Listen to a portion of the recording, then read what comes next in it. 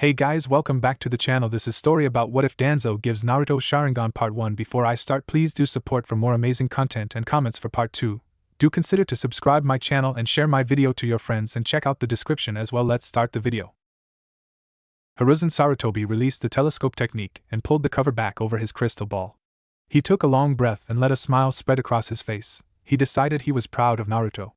On one hand, the boy should have known better than to fall for Mizuki's rather blatant manipulations. On the other, no student should be penalized for listening to their teacher, and Naruto had performed very well. Mastering Shadow Clone in less than a day was nothing short of extraordinary. Sarutobi stroked his beard and a guilty thought crossed his mind. For all his treachery, Mizuki had done Sarutobi a great favor by telling Naruto about the fox. He had not been looking forward to explaining that particular secret to Naruto. And then there was Irika.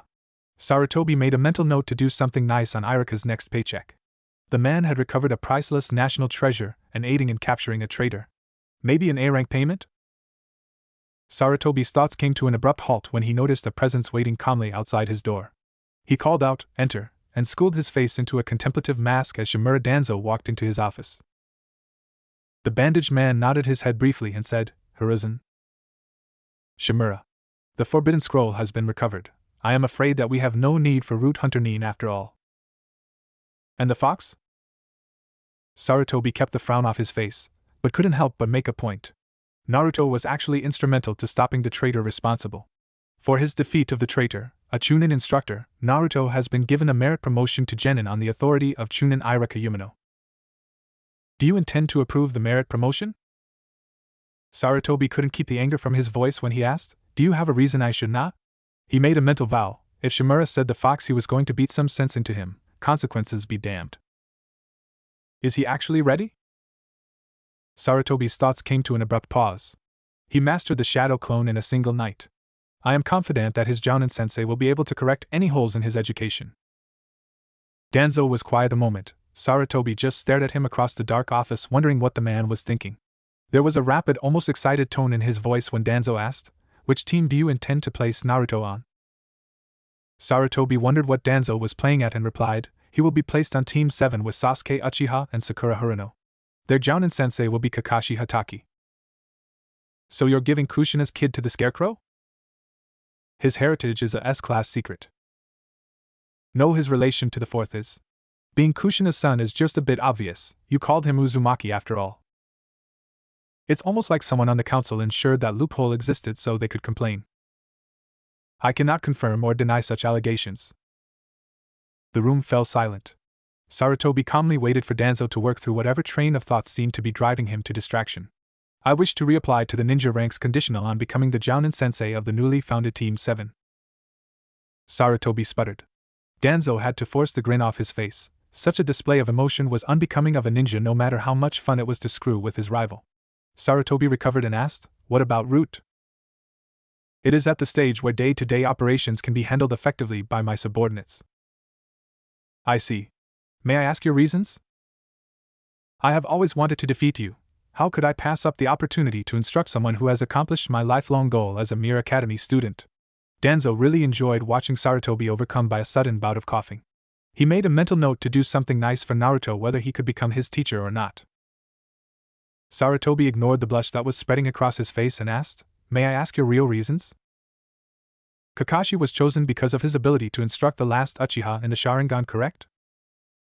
"Yes, though his teacher was also a factor once Naruto became a genin." "That sounds suspiciously like you manipulated the whole scroll situation to ensure the boy advanced." A big grin spread over Sarutobi's face and he deadpanned, "I cannot confirm or deny such allegations. The last Uchiha has not yet awoken his Sharingan, and Kakashi is unsuited to instructing this group." "Oh?" Sarutobi gestured for Danzo to go on. "He is too involved emotionally in this particular group, and the man has demonstrated a distinct lack of interest in teaching in the past." "So you want to involve Kakashi as a supplementary instructor once Sasuke awakens his Sharingan, but why do you want to teach the team?" "A legacy. The last loyal user of the Sharingan and the jailer of the Kyuubi both will inevitably become powerful ninja. I have spent my life building the roots of Konoha, but as I grow older I find that I want the leaves to remember me as well." "I notice you have no interest in Sakura." "I have every intention of beating her into a useful ninja or driving her from the program, There is no place for fangirls in the ninja ranks. You can't just run her out of the ranks. She's from a civilian family, and graduated top kunoichi of her class. Running her out at this point would be a giant slap in the face to the civilian sector. Oh, the dubious joys of propaganda. Danzo let himself frown a bit. Nonetheless, I will make her into a proper ninja or see her gone. Sarutobi's frown returned at the word beating. I won't allow you to condition them like you do your root. Danzo let an easy mocking grin spread across his face. They are rather public figures for that. However, I will not hold back out of some misplaced sympathy. Danzo watched Sarutobi's frown deepen and guessed the source of his agitation. You did your best to prevent Naruto from becoming a weapon, but he isn't a child anymore, he is a genin of Konoha. I will not let you make him a weapon. Sarutobi hadn't raised his voice, but Danzo had the distinct impression that he was seconds away from death. Danzo could feel the pressure of the third Hokage's killing intent beating down on him. The time to make him a weapon has passed. I want to make him a solider. The killing intent disappeared. The room fell quiet again and Danzo wondered if Sarutobi was about to call his ANBU. Shimura Danzo, I accept you into the ranks of the ninja of the leaf. Do you swear to uphold the ideals of the will of fire and obey the commands of the Hokage? Yes, Hokage-sama. Very well, Jounin Shimura Danzo, pick up your team tomorrow. Danzo turned for the door.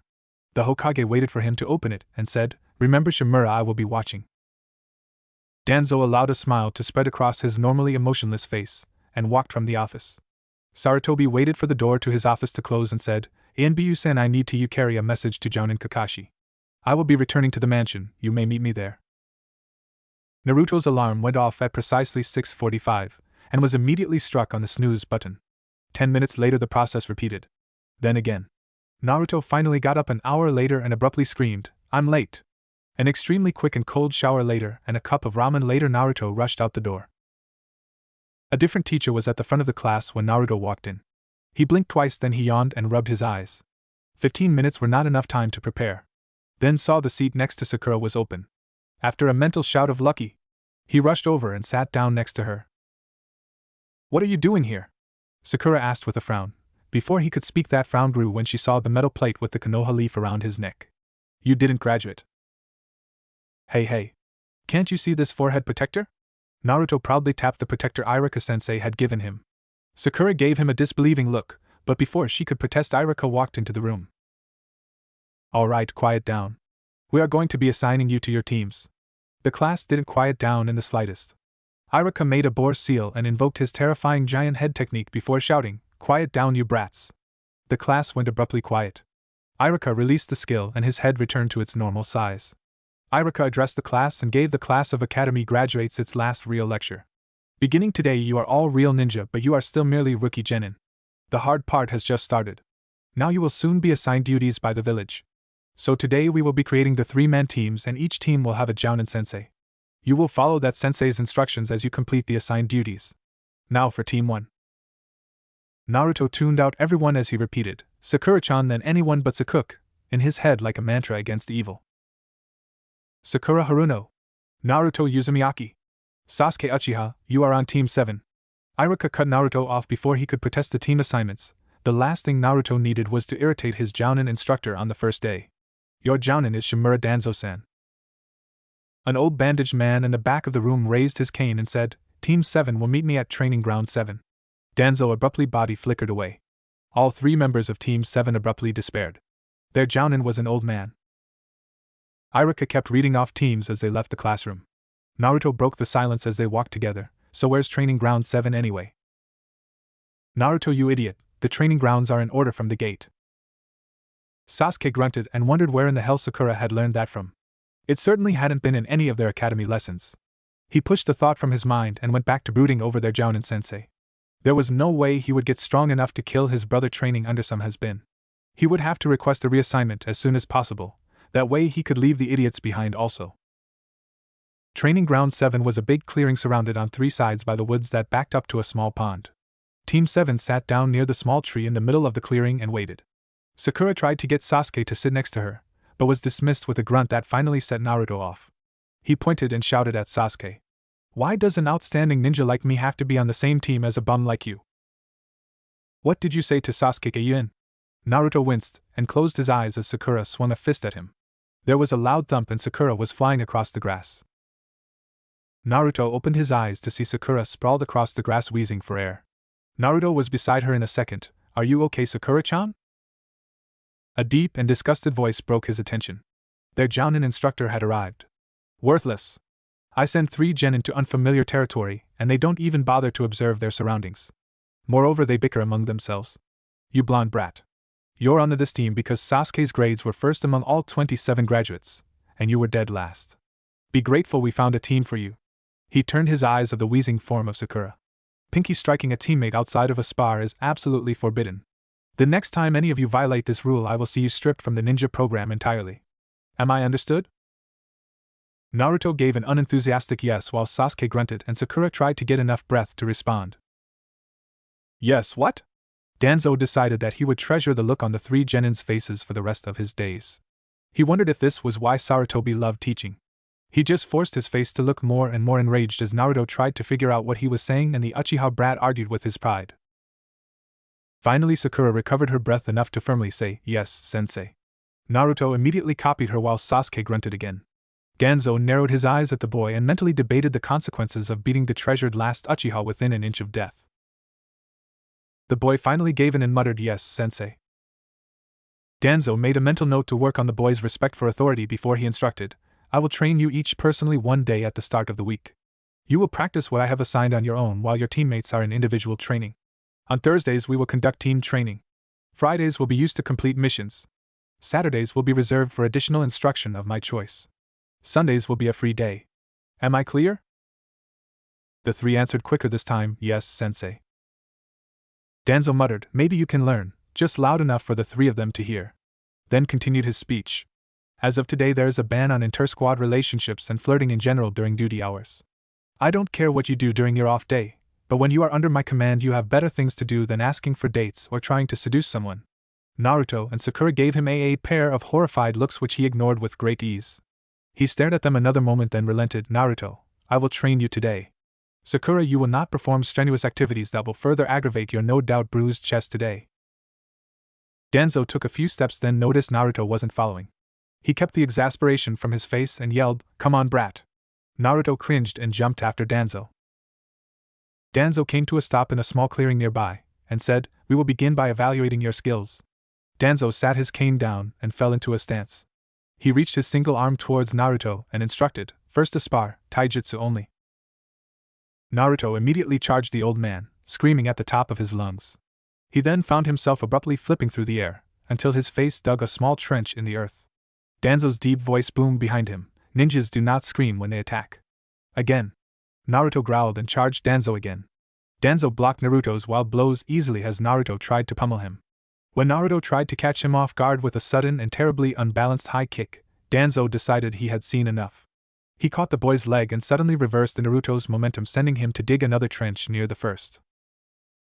"Terrible, did you even go to the academy?" Naruto snarled and picked himself up, obviously ready to continue. Danzo frowned at his student before the boy could charge him and said, "Sit down and calm yourself." Naruto blinked and did as he was told. Danzo retrieved his cane and sat down in front of Naruto. Ninja cannot afford to let emotion rule their sense on the battlefield. A display like you have put on today can cost lives, Naruto. Danzo shaped his face into that stern but fatherly glare of Sarutobi's that had annoyed him so much in the past, and continued, "Ninja must remain calmly analytical in order to perceive and exploit their opponent's weaknesses. You on the other hand are a brawler, and a terrible one at that." Naruto's face broke out in a pout, forcing Danzo to suppress a sigh. He decided to change the subject to something that he could compliment Naruto on before the boy decided to mouth off again. "Tell me each of the ninjutsu you have mastered." Naruto's face immediately brightened. Danzo didn't know whether to be happy with his success or disgusted with how easy it was to manipulate the kid. He made a mental not to address that and turned his attention to his student in time to hear, disguise, substitution, sexy and shadow clone. Sexy? Danzo immediately wondered. Then he had to keep a giant grin off his face as he mentally complimented Naruto's victory over Sarutobi. When he recovered he decided to go through with his planned compliment. The boy probably didn't receive very many anyway. "That is very impressive, Naruto. Shadow clone is a jounin level skill. I have never heard of a genin with it in his repertoire. Now please produce a shadow clone." Danzo was whistling a happy tune in his head. Time for some stress relief and to teach a lesson. Naruto jumped up and screamed out, "Shadow clone." Danzo suppressed a wince, and made a mental note to work on the noise level. Otherwise, he was tremendously impressed. Naruto had mastered the reduced seal version. He briefly wondered if Naruto's academy record was accurate. Then 10 annoying clone opened their mouths and assured him it was. I'm the best, believe it! It took 60 years of experience to keep the horror off of his face. The boy had inherited the Uzumaki verbal tic. Danzo's voice was very calm when he asked, "Will the real one please go stand behind that tree?" One of the blondes broke off the group and hid behind the tree. Danzo gestured for a clone to come closer and whispered, "The number is 23, into its ear moments before ramming his cane through its chest. He channeled wind chakra through his staff and brutally cut apart the other clones. "Hey, what was that for?" Danzo resisted the urge to tell the brat's stress relief.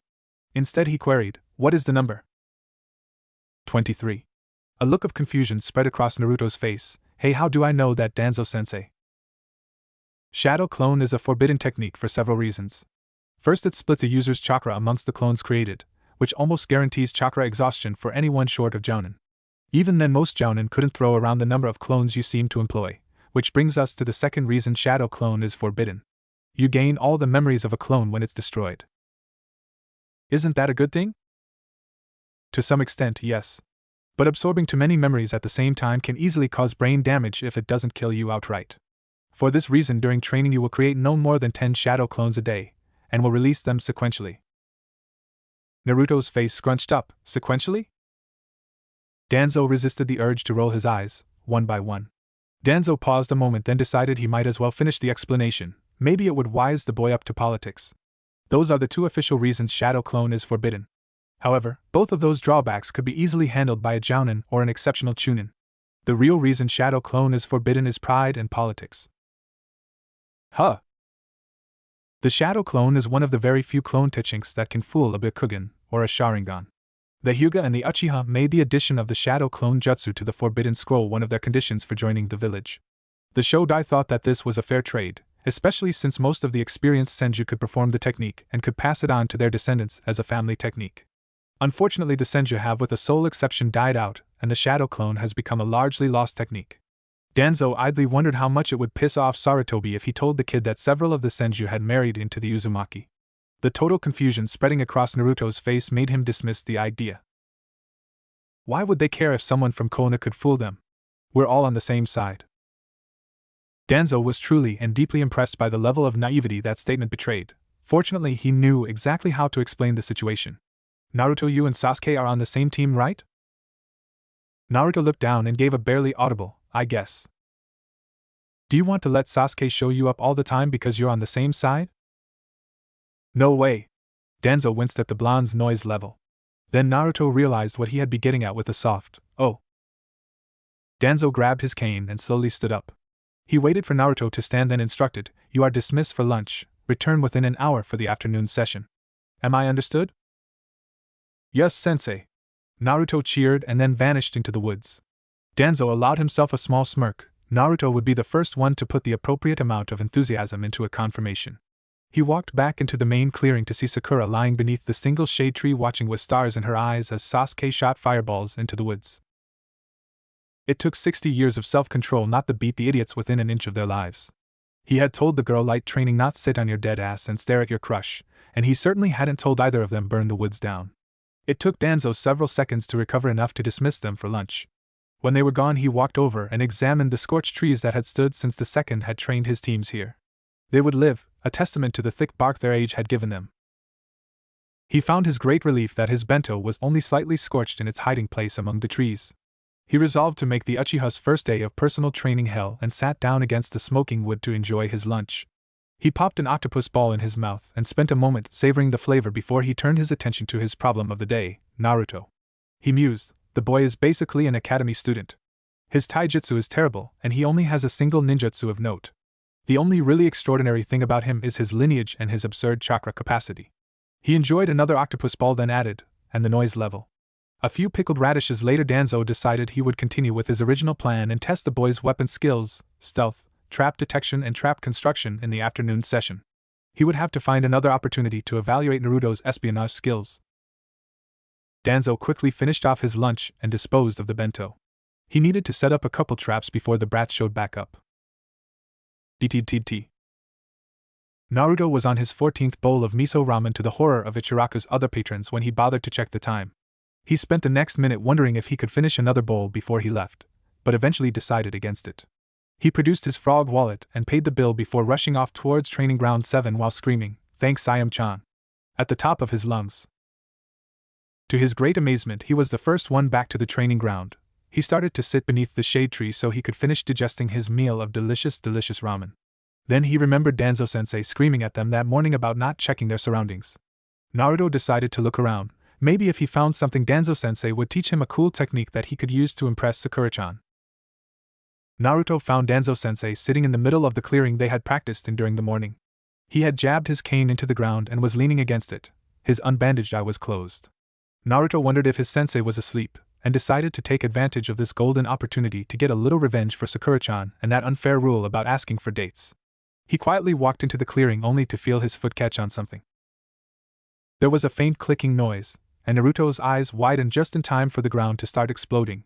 He rolled forward before the explosions could reach him and felt another wire trigger. Suddenly the ground beneath him came alive and he was dragged into the trees by a concealed net. A third trap triggered and little stones started pelting him from every direction. Danzo managed to not snicker at the great number of explicatives raining down from the net. There was obviously at least one area where Naruto's vocabulary wasn't stunted. The rock launchers he set up finally ran out of ammo, and he called up to Naruto, "Trap detection failed. Though your stealth is very good for a genin, I didn't hear you till you entered the clearing." Danzo decided not to mention he could sense the absurd amount of chakra Naruto emitted from a good bit further. "I'm Danzo-sensei, can you let me down?" Danzo put on his best impression of Sarutobi's grandfather face in case the boy could see him, then said, "Sure," in a tone that made Naruto seriously question the wisdom of his last request. Before Naruto could change his mind, Danzo snapped off a kunai to cut the rope holding the net up in the trees. Danzo made sure to keep up the grandfather face as the boy fell screaming to the forest floor. "That looks like it hurt," Danzo mused as he walked over to where Naruto was twitching on the ground. He gave Naruto a small smile that wasn't reciprocated before saying, "You have 10 minutes to prepare the clearing with whatever traps you can construct. After which I will enter, and you are to engage me with weapons only." There was a groan, then Naruto responded, "Yes, sensei." Naruto hurried to untangle himself. 10 minutes wasn't very long and he really wanted a little revenge. That smile was creeping him out. It looked just like old man Hokage's smile. A big foxy smile spread over his face. Evil old man smile or not, Danzo-sensei had challenged the prank master of Konoha to a game on his home field.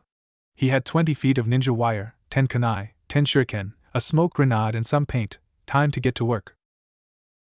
Danzo walked towards the clearing. He could sense 8 or 9 separate chakra sources in the woods around the clearing and one in the center. He mentally congratulated his student on utilizing Shadow Clone to compensate for the short time frame. Danzo almost laughed when he saw Naruto sitting in the center of the clearing leaning up against a stick with his eyes closed. The urge to laugh increased when he heard the soft snores coming from his student. He resisted the urge to throw a kunai to see if it was the real one or not. Sarutobi wouldn't approve if he sent a genin to the hospital after all. He was almost disappointed when he saw the tripwire. It was fairly good, comparable to the work of an experienced genin, but he had expected better. He stepped over it cautiously and almost put his foot down before he noticed a slight ripple in the ground. He looked at the buried tripwire he had almost set off and mentally congratulated his student. "Excellent, Naruto, that would have fooled most Chunin, but you'll have to do better." He found a safe place to advance towards the sleeping blonde, and was about to rudely wake Naruto when he heard a deep rumbling in the woods. A great red serpent with foul yellow smoke pouring from its mouth crashed off the trees towards Danzo. For a moment Danzo's mind shut down, then it started screaming at the top of its lungs. He planted his feet and thrust his cane towards the beast, wind style, 3 vacuum spears. Shuriken rained down from various angles, forcing Danzo to sign quickly and strike the ground, earth style, rocky shield. He was about to counter when he felt someone jab a kunai towards his back. He was about to cut them down with his wind chakra cane when he heard Naruto shout, "You have 2 arms." He remembered exactly what he was doing. He caught Naruto's hand and said in a calm voice as he could manage, "Enough." He wondered, how am I going to explain this? Before forcing himself to relax. Danzo looked back at the snake and realized it was nothing more than a tree trunk with a snake head crudely carved on one end. The smoke had been a smoke bomb jammed in the thing's mouth. His now calm mind wondered, how in the hell did he pull this off in 10 minutes? Where did he get the paint anyway? Danzo looked at Naruto sitting nearby with a nervous expression on his face, and wondered how to score. Made me think Orochimaru was coming to eat me on a standard trap skill level assessment. Yes, I have 2 arms. I don't normally use my right arm outside of actual combat. He waved his metal-shrouded arm for emphasis. It's a replacement for an old injury and doesn't react very well to sustained use. Forcing me to pull it out was excellent, Naruto. He slipped the arm back in its sling while the boy beamed. Let's start at the beginning of this test. Explain your decisions for setting up the first 2 tripwires the way you did. The first wire was a distraction, it didn't go anywhere. Danzo nodded, he had expected that. But I had 2 clones up in the trees nearby. If you had triggered it, they would have pelted you as though they were a kunai trap, hopefully without giving up their positions. Danzo mentally smiled and decided, that layering is clever, even though I doubt it would have worked. The second trap was made entirely of shadow-cloned wire that I buried. It was tense right up to the breaking point, so when someone stepped on it the wire would dismiss and release all those rock traps of yours I collected. That is an impressive level of familiarity with shadow clone, Naruto. Tell me, how did you decide to apply it in that way? Naruto looked distinctly embarrassed. I ran out of normal wire, and broke the cloned wire 3 times trying to get that tree up in the air. Danzo stared at the boy a moment, then allowed himself to grin. Naruto, you know the shinobi rules of conduct? Yes? There are other unwritten rules that you learn as you grow older. One of these is, whatever happens, it's all according to the plan. A big grin broke out across Naruto's face. Yes, sensei. Now do you know why the 3rd layer of your trap was so effective? It was unexpected. Danzo put on a contemplative face and said, well, it certainly was surprising, but that's not why it was really effective. Naruto looked really confused again, so Danzo decided to teach a bit of history. About 15 years ago, Konoha was the home of 3 incredibly powerful ninja called the Sannin. These ninja were Tsunade, Jiraiya, and Orochimaru. Each was famous for, among other things, being the holder of a summoning contract. Tsunade had the slugs, Jiraiya had the frogs, and Orochimaru had the snake contract. After the last great war, the Sannin were heralded as heroes of the leaf and were given the freedom to do what they choose. The 3 went their own ways, and we to our great regret realized our trust in Orochimaru was misplaced. Danzo smiled at Naruto's entranced expression and continued, you see, Orochimaru abused the trust placed in him and conducted a series of terrible experiments on people he had kidnapped from around the Leaf Village. The 3rd and 4th discovered this and drove him from the village, but were unable to kill him. Danzo resolved to keep his opinion about Sarutobi being a fool who let his feelings cloud his judgment out of the little history lesson and finished. So Orochimaru is still out there today, an S-class criminal performing vile experiments, and waiting for his chance to gain revenge against Konoha. Naruto took a few seconds to put everything together, then said, so it was effective because you thought that the tree was one of Orochimaru's summons? Absolutely, for a few seconds I panicked when I saw it. Danzo almost laughed at the disbelief written all over Naruto's face. He tapped the 3 finger-size holes drilled into the forehead of the carved snake and said, here is your proof. Vacuum spear is a technique designed to kill by precisely destroying vital areas. It is not something I would use in a spar. The fact that I did is an indication of how startled I was and a lesson on the importance of maintaining calm in combat. Danzo decided not to mention he had been a fraction of a second from bisecting the boy when he had caught himself. Things like that resulted in talks with every ninja's natural enemy, therapists. Danzo checked the time and decided to use the remainder of the afternoon to help the boy with his taijutsu, and left him with several exercises to help improve it. He idly considered giving Naruto a scroll on tree walking but decided to wait until the next personal lesson so he had time to make a few annotations that would be helpful for someone with high chakra capacity. He found Sasuke practicing taijutsu forms and spent a few moments observing the various flaws in his stance before dismissing him for the day. They would work on those during his personal lesson after he finished his skill evaluations. Danzo wondered where exactly his 3rd genin was when an ANBU in a cat mask appeared nearby. He had a sudden sinking feeling he knew exactly where his 3rd student was. That was confirmed moments later when the ANBU said, Danzo-sama, Hokage-sama requests your presence. The ANBU vanished in a body flicker. Danzo spent a moment grumbling about pink-haired brats crying to mommy before body flickering to the Hokage tower. The secretary just waved him into Sarutobi's office when he arrived. The door was closed behind him, obviously not a good sign. Sarutobi was at his desk, which was mysteriously clear of paperwork, another bad sign. The 3rd Hokage gave Danzo a very ugly look, then started, Jounin Shimura. Danzo, on your first day of training you managed to send one of your genin to the hospital with 3 bruised ribs. Would you care to explain yourself? Who goes to the hospital for bruises? Oh well, time for token protests. Danzo's mind immediately supplied and he started, I did not hit her hard enough for a genin to incur such injuries. She should have at most had a big welt. And what made you think giving a genin a big welt was a good idea? Danzo quashed the desire to laugh at how irritated his old rival was and idly wondered if he would have to use Shusui's eye to avoid an inconvenient punishment. Danzo waited just the right amount of time for Sarutobi to reel in his anger and said, "Let's look at what I have gained today along with striking the fangirl. I have orchestrated events to give Naruto the impression that I am a hard but fair instructor.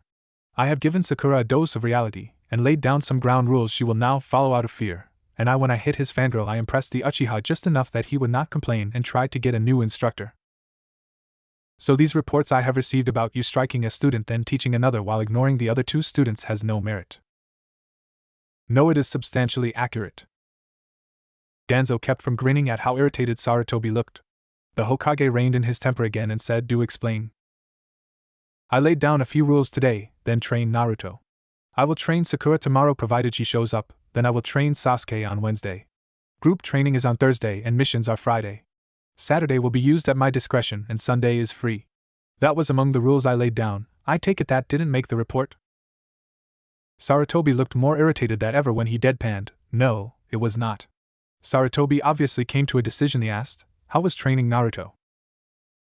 "He has terrible taijutsu skills, lackluster chakra control and enough power to level a mountain. Of course it was amusing. I think I finally understand the joys of teaching. I evaluated his trap construction skills as well. And in 10 minutes he managed to convince me Orochimaru had decided to come visit. The scorecard doesn't go high enough to give him a rating. Is there any way I can get the kid to look over the traps for root headquarters?" Sarutobi looked dumbfounded, and Danzo resolved to give all surprising news about his team in person if at all possible. Sarutobi recovered and then took a deep draw on his pipe before pronouncing, "Very well, for the deliberate injury of one of your students you sacrifice a week's pay. See that it doesn't happen again, Jounin Shimura Danzo. And you can have Naruto look over root headquarters defenses provided he doesn't realize what exactly he is doing." "Thank you, Hokage-sama. I will treat it as a theoretical exercise." To Danzo's great surprise, his 3 genin were quietly talking underneath the shade tree. He channeled a bit of chakra and mumbled, "Release." His students were still there, talking quietly. Danzo shrugged. He hadn't known they could do anything quietly. Danzo listened as Naruto regaled them with a grossly exaggerated description of the previous day's test. He was obviously excited to have other people pay attention to him. Danzo filled that tidbit away and decided to interrupt before Naruto spilled everything. Danzo's body flickered in front of his students and barked off a quick, "Good morning." Sakura and Naruto chorused, "Good morning, sensei." Though Sakura looked a bit nervous. The Uchiha grunted a greeting and Sakura had stars in her eyes. Naruto moped at the display and Danzo ruthlessly quashed the urge to beat the stupid out of them. He allowed himself a small sigh and started the daily announcements. "Naruto, you will focus on the exercises given to you yesterday. Also make a few clones and have them practice leaf balancing. Sasuke, stick with taijutsu and chakra building exercises today. You can indulge your pyromaniac tendencies at a later date. Sakura, you're with me." Danzo stalked off the bridge with Sakura in tow. The snake-headed log that Naruto built was still hanging at one edge of the clearing. Sakura kept darting curious glances at it. Clearly Naruto hadn't reached that part of the story when Danzo had interrupted. He gave her another moment to look about before starting. "We will begin with a taijutsu spar." She looked very uneasy, so Danzo added, "I won't injure your chest further." "Yes, sensei," Sakura replied before falling into an academy stance. Danzo sat his cane down and reached his arm out to match her. She attacked at once, a quick jab and a thrown elbow as she shifted stances. Danzo struck low, disruption the shift, leaving Sakura stumbling. He broke off and allowed her to gain her balance. She attacked again in the same pattern. This time Danzo blocked the jab and hooked his arm through her elbow. A brief twist later and Sakura was sent crashing to the ground. "Predictability is a tactical sin," Danzo barked as Sakura pulled herself upright. She fell into another stance and came at him again. A mistake later and Sakura became reacquainted with the ground. Danzo continued the spar, sending Sakura flying every time she made a weak transition or fell into a pattern. Eager to avoid a third trip to the ground, Sakura rapidly demonstrated her knowledge of the 4 fundamental academy stances and the 8 standard opening combinations. Danzo continued to smash her weak transitions. By the time Danzo was satisfied, Sakura was breathing hard and covering in a layer of grimy sweat. Danzo gestured to sit and lectured in a disappointed tone, "You have an adequate intellectual understanding of the forms. Unfortunately, that is the only positive thing I can say. Your taijutsu lacks polish, and it's obvious you have done the bare minimum of physical conditioning required by the academy. Your strength and stamina are a bad joke." Danzo stopped when he saw the tears forming in the girl's eyes. "Damn, So much for relying on her desire to be the teacher's pet to force her to improve. Danzo paused and considered. Obviously, I will have to be more subtle with her than I was with Naruto. Or use Shirsei's. He put on his kind old man face and changed the subject. Sakura, why do you want to be a ninja? She blinked away the tears and said, Sasuke and someone else, I want to stay close to them. Someone else? Danzo mused before focusing. He couldn't accept that answer, but he couldn't just ream her either. Then he remembered an old interrogation technique from the Second War and had to fight to keep the smile off his face. He could ream her after all. Sakura, I'm going to be blunt. If you cannot find a better reason, leave the ranks and don't come back. The moment you put on that headband, you gave away your childhood. Your foolish little crush will get your teammates killed. You have till after lunch to choose a better reason. Danzo watched the first sobs break out, then body flickered away to dismiss Naruto and Sasuke, leaving a crying girl on the forest floor. A few moments later and he was in route headquarters. He returned Fu's salute and made his way to his office. He spent a few moments making sure nothing urgent required his attention before asking Fu, please find I have a job for her. Also, I need those trap diagrams. Sakura laid on the short, stubby grass of the clearing floor and looked up at the forest canopy. Unpleasant thoughts came unbidden. What is everyone going to think? Ninja for a day. What a bad joke. Mom and Dad will have to take out a loan to help me through normal school. I'll be behind all the students my age since I wasted 4 years becoming a ninja. A sudden amusing thought broke her mental tirade. At least I'll pass P. She barked off an uneasy laugh. Sakura Harino P expert. The amusement abruptly left her and she wondered, what am I going to do? She didn't want anyone to see her. She was filthy and the tears had washed small lines on her face. Sasuke-kun would be disgusted, and she didn't know how Ino would react. All she knew was she didn't want anyone to see her. So she stayed in clearing and cursed herself. After all, a terrible person like me deserves to be hungry, right? Melodic laughter cut through the woods. Sakura hated it. Brittle, insane thoughts crossed her mind. They are already lining up to laugh. That's it, I'll join the circus. That way everyone can at least get a laugh. Everyone laugh at Sakura the failure. She suddenly shouted, don't laugh, at the top of her lungs, and fought back another wave of sobs. A girl in her late teens with a bob of orange hair carrying a big wicker basket appeared at the edge of the clearing and said in an apologetic tone, oh, I'm sorry, did I disturb something? Sakura's rational side took back control and she abruptly jumped to her feet. She bowed her head and quickly apologized, no ma'am, I'm sorry for disturbing you with my outburst. Sakura silently chanted, please go away. Please go away. Don't worry, I think shouting is good for the soul. The redhead gave her a big smile and Sakura wanted to hide. Before Sakura could come up with an excuse to escape, the redhead continued, I was supposed to meet my team out here for lunch, but they got sidetracked and now I have way too much food. Would you like to eat with me? Sakura's stomach gave her away. The girl gave her another reassuring smile and sat her basket down. But first you need to wash. Secret camping technique. Hot spring creation. The ground nearby receded and steaming water rushed in to fill the gap. Sakura blurted out, you're a ninja. The girl chuckled and answered, well, the training grounds are off limits to civilians, and I was looking for my team. Sakura blushed. Oh, right. No matter. I am a special jounin, and you can call me Mai. Now are you going to wash before the spring gets cold? Sakura reached into the spring and started vigorously scrubbing her hands. She splashed some water on her face and got most of the grim off. Mai handed her a napkin to dry herself with before sitting down beside the newly formed spring. She made a few hand signs and the spring drained before the earth returned to its original position. She shrugged to Sakura, you can't leave such an obvious trail in the field. Mai laid out a truly massive amount of food from her basket and started to pick at the pickled vegetables. Sakura picked up a rice ball and started to nibble on it while she watched Mai. Mai noticed her and said, oh come on, you have to eat more than that or this will go to waste. Sakura felt her cheeks go pink. She stammered, sorry, I'm on a diet. The blush got a little deeper when she suddenly wondered, blushing and now stammering. Who am I, Hinata? Mai burst out laughing and Sakura felt even worse. Mai finally recovered and said, you must be a genin. Ninja don't diet, dear. Eat as much as you can then train to keep a good figure. Mai struck a pose and continued, you don't think I got this great body by dieting, did you? Sakura wasn't sure if she was embarrassed by the older girl showing off her chest or by the teasing.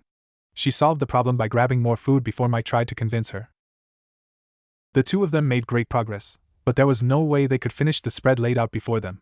Mai soon gave up and announced, I'm full.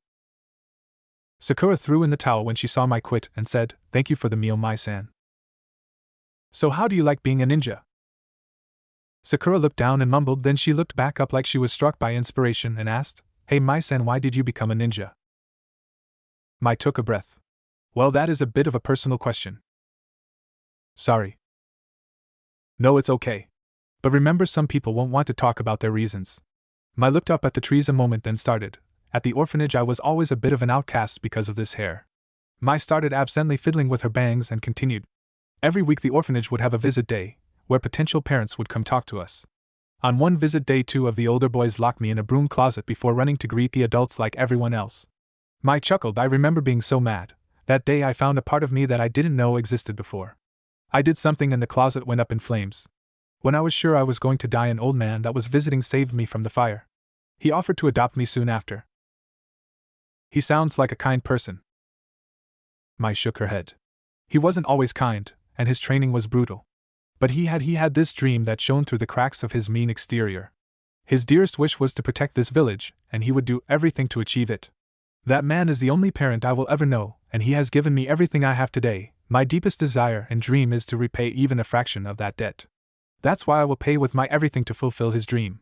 That is my ninja way." A sharp beeping noise cut through the small silence. Mai looked at her wrist and sighed. "Well, there goes my lunch break." She packed up the remains of their meal into the wicker basket. She stood and complained, "Back to the grind." Sakura called out before she could leave, "Thanks, Mai-san." "No problem." When Mai was out of sight, she body flickered to route headquarters. Danzo met her at the entrance. She immediately saluted Commander. Danzo returned her salute, then barked. "At ease." Danzo waited for her to relax before continuing. "Please report." "I have helped inspire the target to choose protecting Kona as her ideal."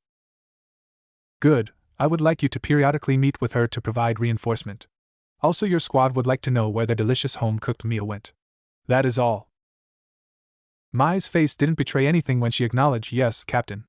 Danzo allowed himself a smile before he vanished to Training Ground 7 in a body flicker. Sakura was waiting in the clearing when Danzo arrived. They locked eyes and Danzo boomed, "Have you come to a decision?" Sakura didn't flinch. "Yes." "What will you do?" "I will be a ninja who protects Kona." "And what will you do to achieve this ambition?" "Train and become strong." A rare, genuine smile crept over Danzo's face. Soon a matching smile appeared on Sakura's. "I will do everything in my power to see you achieve the promises you made today, Sakura Haruno." "Yes, Sensei." "I read through your academy evaluation while eating lunch today. It described you as unusually proficient at genjutsu. Is that correct?" "The only genjutsu I know is disguise, but I performed well during the genjutsu recognition lessons." Typical academy profile: hail someone who doesn't know a single worthwhile genjutsu as an up-and-coming genjutsu mistress. Danzo thought darkly before deciding to hope the academy made a lucky guess and continue with the planned lesson. "Then this afternoon you will begin learning the genjutsu release technique. Most ninja can counter a genjutsu through 2 methods. The first is to wound yourself and focus on the pain to break the genjutsu." Sakura looked a bit uneasy, so Danzo gave her a small smile before he continued. "This method is not preferred. Would you care to guess why?" "Because you hurt yourself?" "Are you asking or telling?" "Because you hurt yourself, Sensei." Danzo nodded. "Yes, but do you know the less obvious reason?" Sakura paused a moment to think but didn't come up with anything, so Danzo answered his own question. "Wounding yourself to break a genjutsu works. Unfortunately, everyone knows it works, thus most high-level genjutsu have countermeasures against wounding yourself to break the illusion." Danzo waited for Sakura to nod before continuing the lesson. "The second method of breaking a genjutsu is to stop the flow of chakra within your body, and then suddenly spike your chakra to a high enough level to flush the opponent's chakra from your system. Most experienced ninja can do this without seals, but today you may use a seal to aid you. I recommend the ram seal. Now try it." Sakura formed the ram seal and felt the flow of her chakra network. She focused on it, forming a mental dam that held the chakra back. Sakura broke out into sweat as the chakra slowed and eventually stopped. With a final effort she broke the dam and felt a tremendous surge of chakra snap through her. Danzo blinked in surprise and thought, maybe the academy knows what they are doing after all. What a monster. He recovered himself a moment later and acted as though her success on the first try was normal and barked, "For the remainder of the lesson I will place D-class genjutsu on you, and you will attempt to break them." Danzo made a one-handed seal and suddenly vanished. Sakura watched as a shower of leaves flew around her. They were so pretty she just wanted to reach out and touch one. A second later, and the ground started to get blurry. Her surroundings twisted in a haze and Sakura couldn't find where her leaf had gone. She fell with a thump and absently wondered, how did I end up on the ground? Then everything went black. When she regained consciousness, Danzo was standing where he was before with a blank expression on his face. Sakura abruptly realized she had totally failed to disrupt the genjutsu. She felt a little embarrassed, but met Danzo's gaze firmly and said again. Danzo made the seal and leaves rained in a shower about Sakura.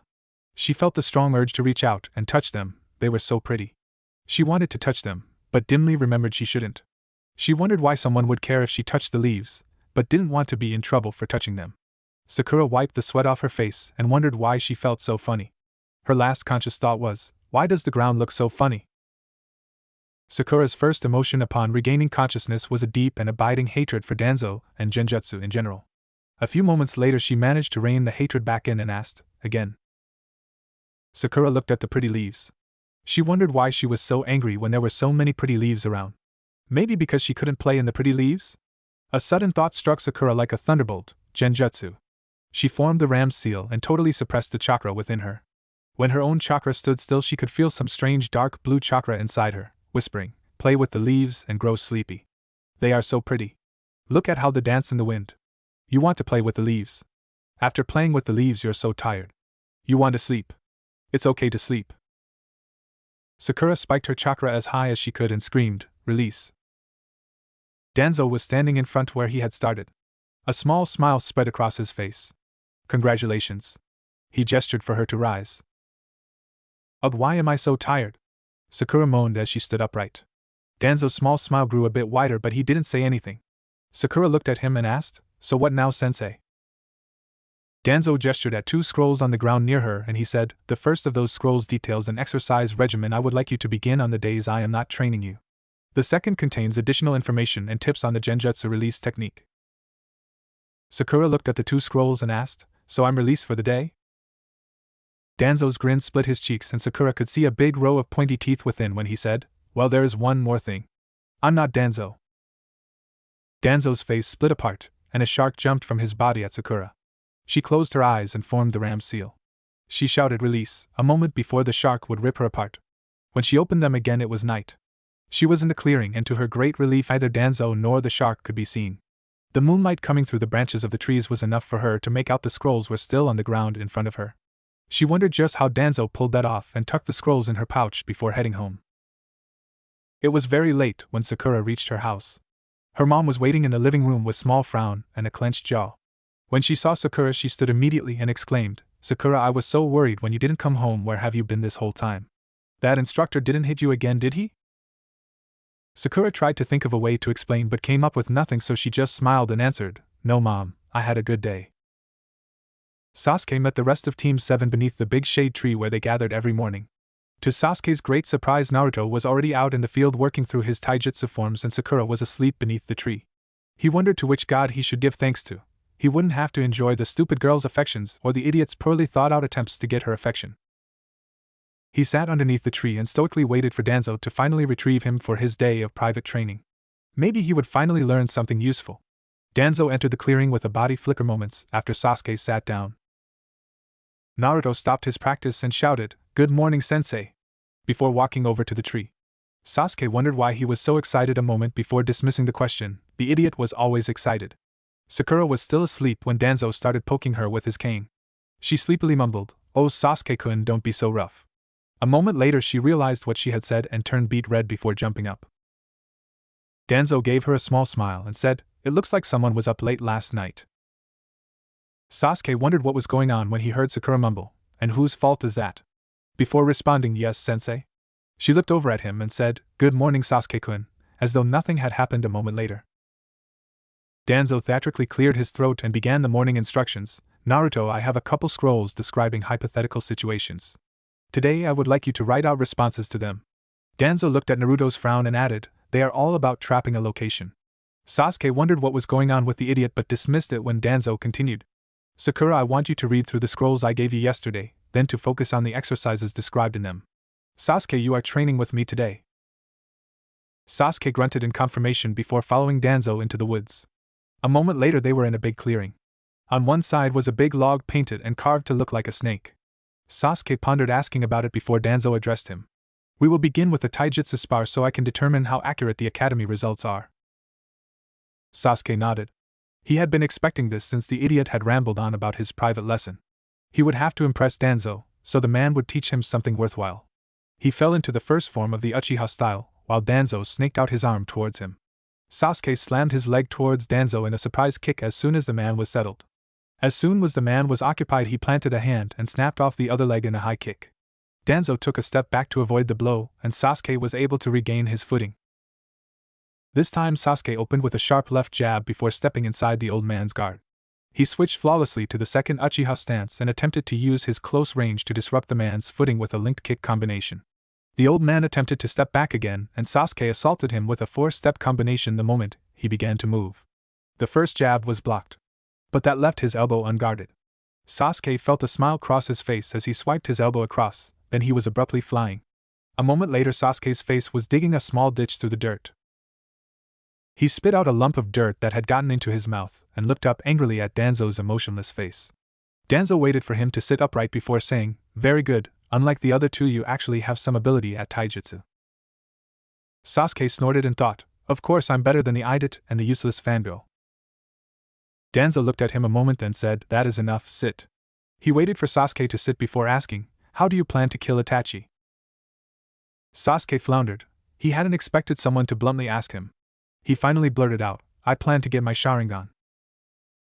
Danzo looked at him a moment, waiting for him to continue. "When Sasuke didn't he ask and use my Sharingan to become strong and kill him?" Sasuke wondered what his sensei was thinking when suddenly Danzo broke out laughing. Sasuke gave the man a very dirty look and wondered how he could get a useful teacher. Danzo finally recovered enough to ask, "Do you think the Sharingan comes with a magic kill Itachi button?" Danzo wasn't fazed by the indignant expression Sasuke was giving him and continued, "At your current rate of progression you will have a 50% chance of surviving a confrontation with Itachi if you live to reach 20. Provided of course that you or he doesn't get wounded or succumb to an illness." Danzo didn't flinch at Sasuke's hateful expression and kept on going. "Boy, do you know what your greatest advantage over Itachi is?" "My hate." Danzo paused a moment at that mildly disturbing answer before he decided how to respond. A moment later he had to stifle a grin. He would use the boy's hate to lay the foundations for teamwork. He put on a small frown and barked, "What is the greatest advantage a ninja of the leaf has over any missing nin?" Sasuke's eyes glowed with realization. "The village." "Yes, as a ninja of the leaf you have a massive infrastructure supporting you. Why would you confront Itachi alone? When you go bring an army with you. Those two teammates you dismiss as useless? They are the start of that army." Sasuke gave Danzo a doubtful look and grunted. Danzo ignored him and continued the lesson by bending the truth a bit. "Do you think these teams were random? Both of them surpass you in at least one area. Naruto has more chakra than anyone in the annals of the academy, and that's not even touching on his terrifying trap-laying skills. Sakura was capable of controlling her internal chakra flow within minutes of instruction. With proper guidance they will become monsters." Danzo watched as the Uchiha mentally debated what he had been told. The old man decided to dangle a final bit of bait. "With your teammates beside you, your chances of victory over Itachi increases drastically. I suspect that Team 7 will be able to engage Itachi with a 70% chance of victory in 4 years. Remember, by yourself it's a 50% chance of survival, not victory." That obviously decided the Uchiha's internal debate, and Sasuke asked, "What do I need to do?" Danzo broke out into a big smile. "You need to understand your teammates, respect them and make them your comrades. I guarantee that when I am done with you three no one else will be able to stand besides you as an equal besides them." Sasuke nodded and gave Danzo the first genuine "yes, sensei" that he had heard since becoming the boy's teacher.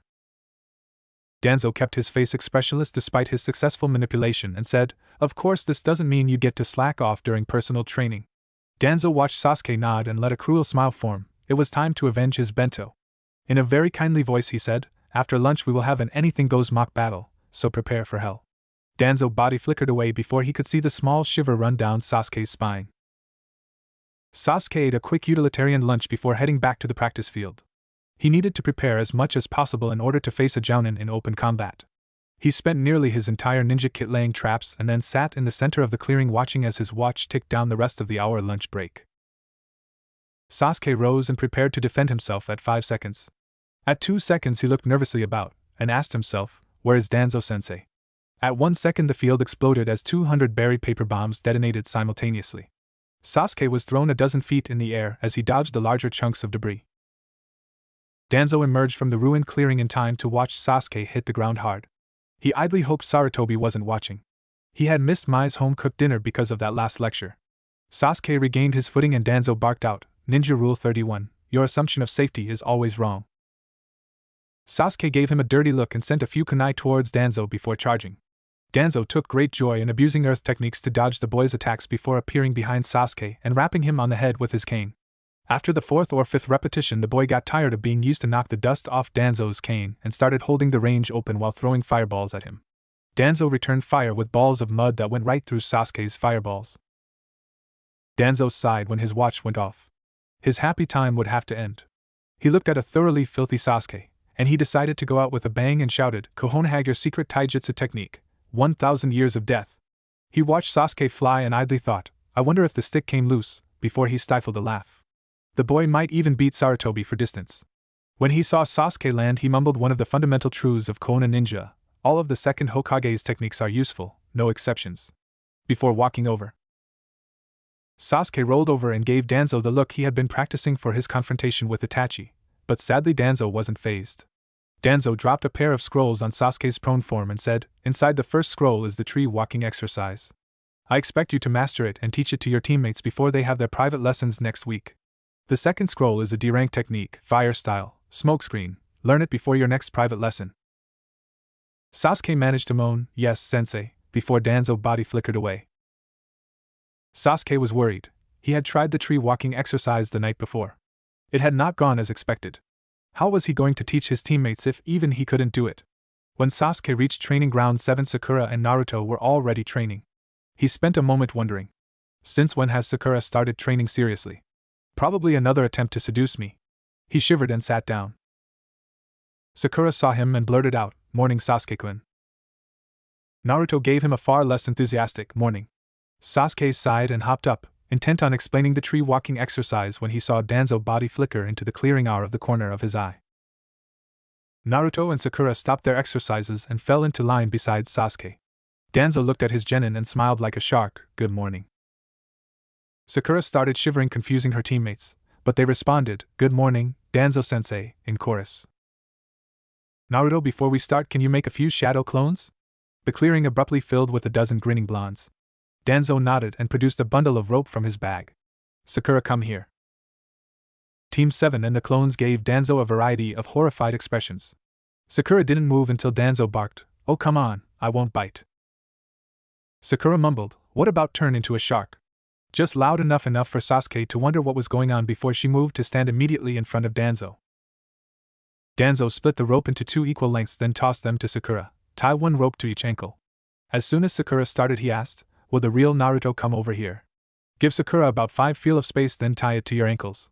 And make sure the ropes don't get tangled." Sasuke, "Same thing, then tie off the extra rope."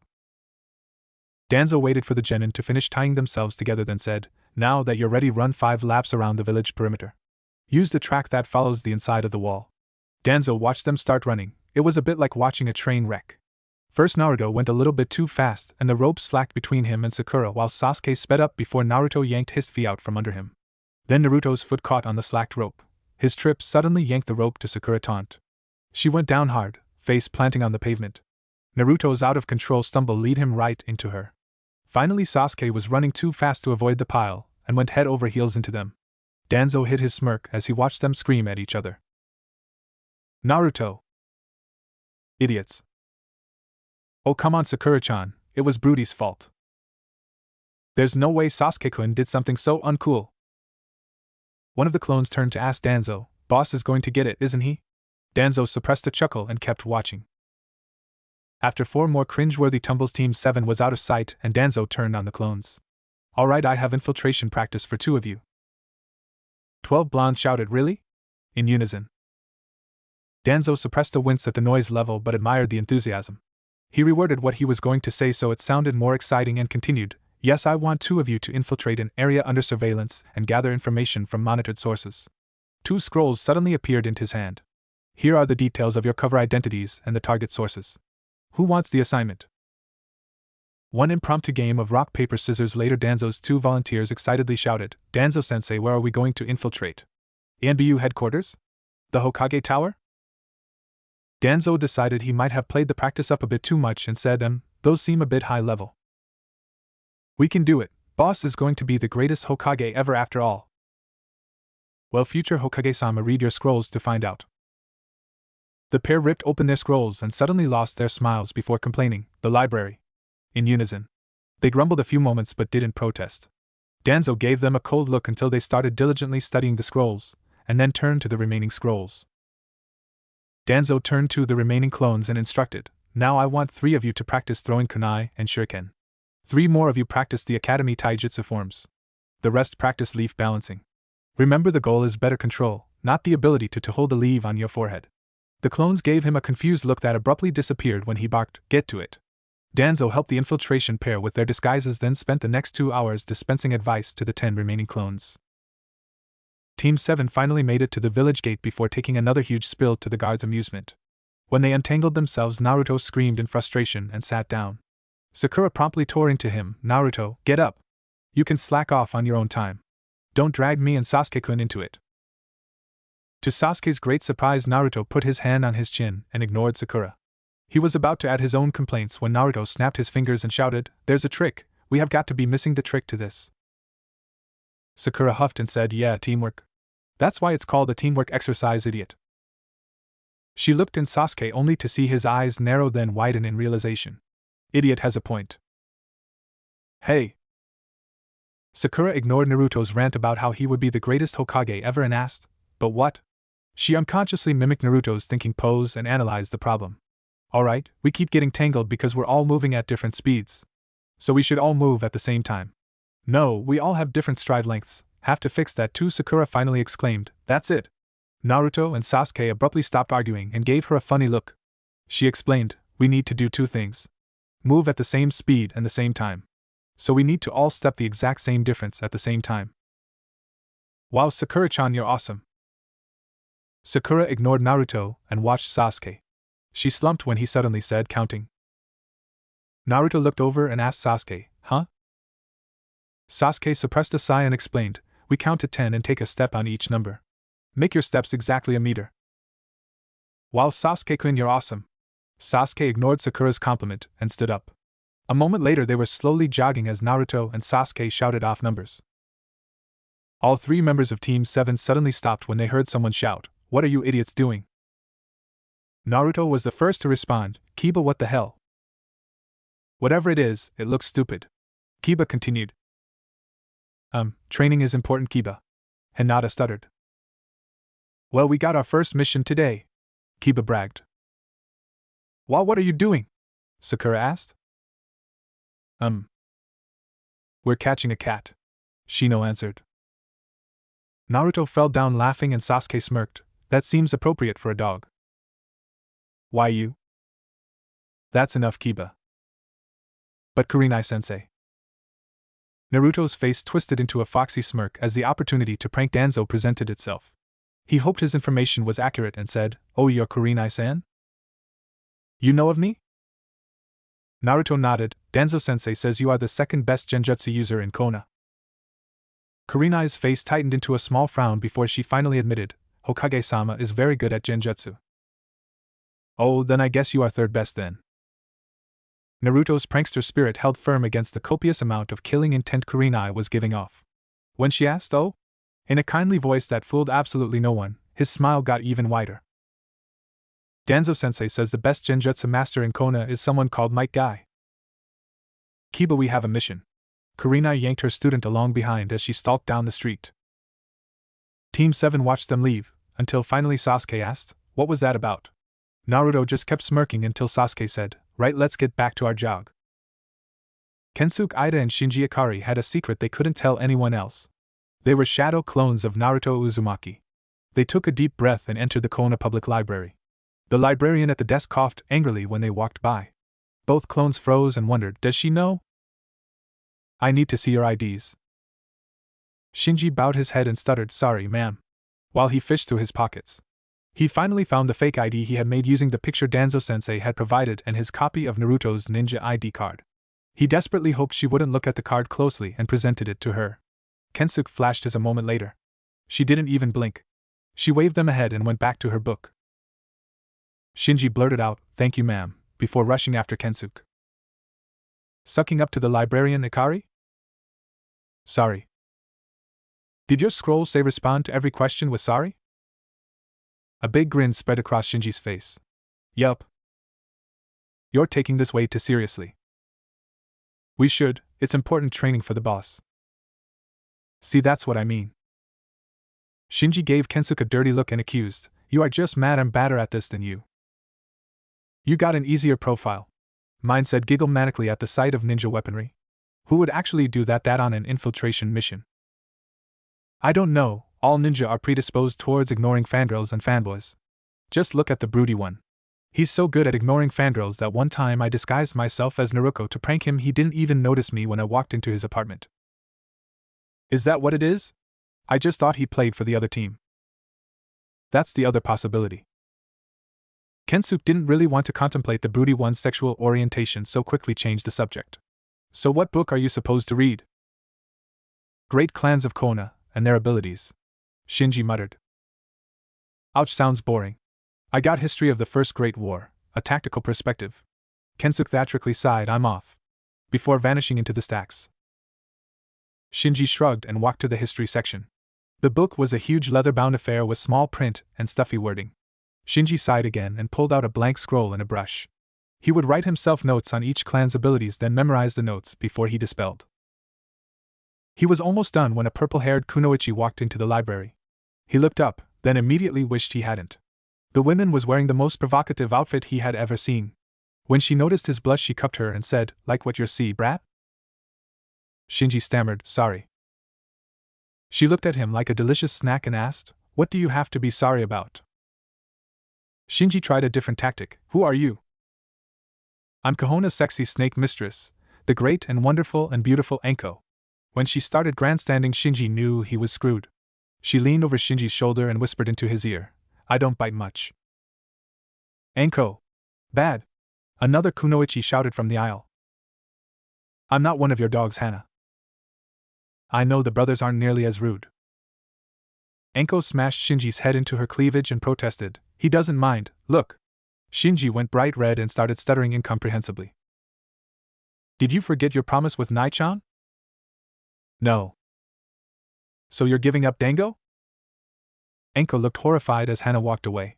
She gave Shinji a final squeeze, then chased after Hana, shouting, "Wait up, free Dango." Shinji smirked, best infiltration mission ever. Danzo heard his team before he saw them round the bend. They were shouting off a count to move by. He gave them a blank look as they came to a stop in front of him. The remaining clones of Naruto were clearly wondering what Team 7 was doing. He waited a moment more, then said, "That was a clever solution. Tell me who came up with it." Sakura answered first. "Sasuke-kun did. He only came up with it cause I recognized the problem." "Naruto, you didn't help at all. Stop trying to take credit for Sasuke-kun's hard work." Danzo suppressed a sigh. They had obviously missed the teamwork part of the teamwork exercise. He decided to make a point. "Quiet." The three bickering genin fell silent immediately. When you report something, there is no room for personal glory. You report the facts as they are and let the person you report to draw their own conclusions. If you gave such a shameful report to Hokage-sama, he would send you to a Biki to get the truth. Now tell me exactly what occurred." Sakura spoke up first. "After falling several times, Naruto stopped running. He told us there must be a trick to the exercise. I realized we have to move at the same speed and time. Sasuke-kun figured out the method for us to do so. That is why I gave Sasuke the credit. If I want your opinions, I will ask for them. Let me reiterate, in a mission report you give the facts." Danzo watched without expression as Sakura flinched. "You three solved the exercise with a clever trick. That is something admirable, you are ninja after all, but you seem to have completely missed the fact it was a teamwork exercise. When you turn on each other and try to hog glory, you are failing your teammates. Ninja who fail their teammates die. Do you want to die?" "No, Danzo-sensei." Team 7 responded in unison. Danzo forced a small smile onto his face. "Now untie yourselves and sit down. We are going to discuss what it means to be a team and the roles you will fulfill in this team." Danzo waited for Team 7 to sit before he eased himself onto the ground. "Naruto, Why did the first Hokage decide to deploy ninjas in three-man teams? Before the First Great War, larger formations were common. But during the early battles, he realized that large formations lacked mobility and were extremely vulnerable to wide-area jutsu and large-scale summons. The tipping point was when Madara Uchiha led 2 members of his clan to slaughter 3 platoons of stone ninja in their own camp using the wide-area fire-earth-air combination technique Garden of Blooming Hellfire, crushing stones opening offensive before it got started. He chose the 3-man squad since it was the smallest unit, which allowed for all 3 major specializations. Danzo suppressed a small chuckle as he watched Sakura gape at Naruto. She finally recovered enough to ask, "Danzo-sensei, I thought the second Hokage led us during the First Great War." Danzo pushed away the memories of his sensei and responded, "He did. Madara and the first had their famous fight at the Valley of the End less than 6 months after the war started, before it had reached its true ferocity. But we are getting off topic. What are the 3 major specializations?" Sakura answered, "Support, melee and ranged." "Very good, now what role do each of you think you fulfill in this team?" Sasuke frowned, then pointed at Naruto and said, "Melee." He turned to Sakura and said, "Support." "That leaves me at ranged." For a moment Danzo was surprised the boy had reached the same conclusion as him, but pushed it aside and asked, "What is your reasoning?" Sasuke looked irritated at having to explain but did anyway. Naruto doesn't know any ranged jutsu and is terrible with thrown weapons. He lacks the knowledge that characterizes the support role. Therefore he can only be placed at melee. Sakura isn't much better with ranged weaponry, but she's smart, and is even worse than Naruto at taijutsu, so she should be the support. That leaves me at ranged. Naruto looked ready to protest and Sakura looked stunned at her crush, though she was smart. Danzo decided to intervene before the team devolved into bickering again. "I agree, though you have overlooked the reasons Naruto is superior to you in the melee role." Sasuke suddenly looked like he swallowed a lemon. Danzo gave him a small frown before continuing, "Naruto has the greatest stamina of you 3 and Shadow Clone gives him greater staying power than you, Sasuke. Though his taijutsu is terrible." Danzo forced his copy of the third smile onto his face and asked, "Now do you 3 agree with these roles?" "Danzo-sensei, what specialization was Old Man Hokage?" Danzo suppressed a chuckle before answering, "Hokage-sama was a close-range specialist that used a staff in combat. But most higher-level ninja can fulfill any role." Naruto frowned a moment, then suddenly shouted, "I'll do it and become the greatest close-range specialist, then the greatest Hokage ever." Danzo resisted the urge to beat Naruto with his walking stick while Sakura and Sasuke nodded that they were fine with those roles. "Well, then we have one piece of business left before I dismiss you for lunch." Danzo produced 3 scrolls from his jacket. These are sealing scrolls, used to carry items. Inside these scrolls are 4 sets of the uniforms you will be required to wear when completing missions. "Uniforms?" Sakura blurted out. Danzo knew exactly what she was thinking and decided to go ahead and stomp on her hope before she got carried away. They are unfortunately not stylish. They are, however, durable and actually provide protection. The only modification you can make to them is adding a clan crest to the shoulder. He ignored the dirty looks his genin were giving him and continued before they could think up any more protests. "Now, before I forget, I need to show you how to use the scrolls. These particular scrolls are called quick release type. To release the items stored in each section, you have to channel a small amount of chakra into the circle." He demonstrated, and a uniform appeared in a small poof of smoke. On top of the uniform were 3 kunai with seals engraved into them. He lifted one of the kunai and continued, "The quick release type is designed for people with very little sealing experience, thus these kunai. To seal an item, you need to place the kunai in a triangle around the item, then connect them with a line of blood channeling a bit of chakra." He sliced his finger and drew 3 quick lines to make a triangle of blood around the uniform and channeled a small bit of chakra, sealing the uniform in another small poof of smoke. Danzo made sure each member of the team could release and reseal items before he dismissed them for lunch. Naruto arrived back from lunch before his teammates, so he sat down beside the big shade tree and watched his clones work. They all gave him dirty looks as they continued their exercises. One of the clones balancing a leaf suddenly smiled and turned to another and said, "Boss should come show us how it's done, right?" A couple others caught on and said, "Yeah, come on, boss." Naruto was about to go show his clones how it was done when Sasuke interrupted him. "Hey stupid, how do you know so much about the First Great War?" Naruto ignored the insult and answered, "Danzo-sensei made me read a book on the tactics of the First War. It was actually interesting, unlike all that crap we had to read in the academy." Sasuke nodded and then asked, "Hey stupid, you can read?" Danzo body flickered into the clearing before Naruto could demonstrate exactly what he thought of that comment. Sakura arrived a moment later, panting. Danzo waited for her to catch her breath, then said, "This afternoon you will be practicing your roles in group combat versus an experienced jounin whenever he shows up." "When is he supposed to be here, Danzo-sensei?" Danzo smirked at Sakura and replied, "Around 10 o'clock. Danzo-sensei, it's 1 o'clock. I know, he should be here soon." A minute later, a white-haired jounin body flickered into the clearing. He waited a moment as though he expected them to complain before waving, "Hi." Danzo gestured to the jounin. "This is Jounin Kakashi. You will call him captain when you serve underneath him. He will be accompanying you on most of your missions, including the one you will accomplish tomorrow. Your goal for the afternoon is to not die. Good luck." Team 7 stared at him like he was speaking a foreign language until the ground exploded underneath them. When the smoke cleared, Danzo was pleased to see that the trio had vanished into the woods.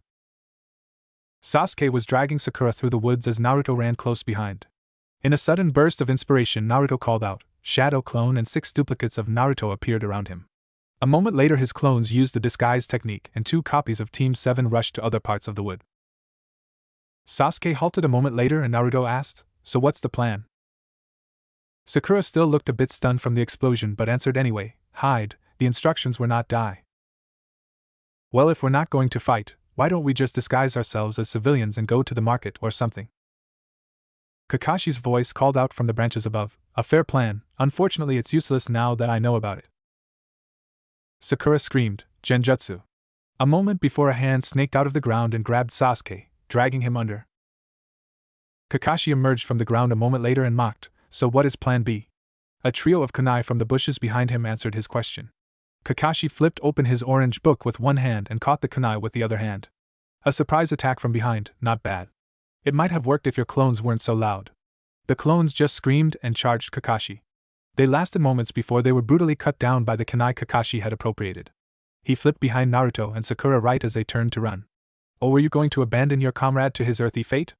Kakashi's face turned hard. "I hate people like that." Kakashi charged the pair, intending to beat them within an inch of their lives when he heard someone shout, "Fire style!" Great fireball above him. He barely rolled out of the way in time to avoid immolation. Sakura, Naruto, and the imprisoned Sasuke weren't so lucky and caught the brunt of the fireball, only to vanish in poofs of smoke. Kakashi had time to wonder, "Shadow clone?" before another trio of Narutos jumped at him from the treetops. He met them halfway, kicking 2 into trees, and using the third as a springboard to where Team 7 was hiding. He congratulated, "You guys are better than you look. But now it's over." Naruto and Sasuke charged him while Sakura threw another trio of kunai in between them. He caught their attacks and fell backwards to dodge the kunai. He channeled chakra into his feet and hung upside down from the branch a moment before throwing Naruto and Sasuke to the clearing below. Kakashi's smirk vanished when the boys exploded into clouds of smoke. The clone disguised as Sakura smirked, "Trickery is a ninja's best weapon." Before it charged him. Kakashi put a kunai through its throat before it even got close and mentally congratulated them. "So the trio that jumped me were the real ones using the disguise technique, clever." To Kakashi's great disappointment, Danzo was waiting for him when he found the group again. As soon as he caught the blonde one in the bright orange jumpsuit, Danzo started clapping and shouted, "Good exercise." Danzo turned to Kakashi and said, "Thank you for your help, Hataki-san. I intend to spend the rest of the afternoon going over the fight with them. Remember, meet them outside the mission hall at 8 o'clock tomorrow. Unless you want to stay?" "No thank you." Kakashi body flickered away and resolved to spend some quality time with his copy of Ika Ika before making the brats wait extra long tomorrow morning. Danzo took the battered members of Team 7 back to the main clearing and sat down. "Now tell me 3 things you did well and 3 things you can improve on." Naruto answered first, "We need a better way to talk. Whispering during a fight is hard, and if Kakashi had heard us it would have been useless." Danzo nodded and replied, "I suggest you find a copy of the ANBU sign language and start practicing it. It's not perfect and most experienced ninja can read it, but it is a lot better than trying to whisper. You can buy one of those instruction booklets at ANBU headquarters." Sasuke answered next, "We use clone and disguise techniques well, but we were a long way from matching the captain in combat power. Using the clones like that was a clever trick. And Kakashi would be able to kill you all without trying. Fighting him head-on was never the point of this exercise." Sakura spoke next, "Well, we realized that the point of the exercise was to escape him.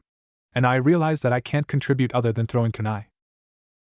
Listening to instructions is important, congratulations for recognizing that. And don't worry about your contributions, the support role isn't covered very well in the academy. Over the next few weeks in your private lessons we will cover basic illusions, rudimentary medical techniques, and supplementary seals. Danzo waited for the group to add anything before saying, "You need one more thing you did well." After a moment of awkward silence, Danzo decided to give a sappy answer Sarutobi would enjoy. "You three performed as a team for the first time. That is something worthwhile." Danzo gave his clone of Sarutobi's smile when the members of Team 7 shouted, "Yes, Danzo-sensei." "Before I dismiss you, a few things about how this unit will handle missions. For each mission I am going to pick one of you three to be the team leader. Unless it is a life or death situation, the team leader will be in charge of the squad. So I expect you all to obey orders given by Sakura tomorrow. Well, that is all I plan to teach today. Meet your captain outside of the mission hall at 10 o'clock. The members of Team 7 gave him several strange looks until Sakura finally asked, Danzo-sensei, didn't you tell the captain to meet us at 8 o'clock? Why, yes, I did. Danzo body flickered away before they could protest.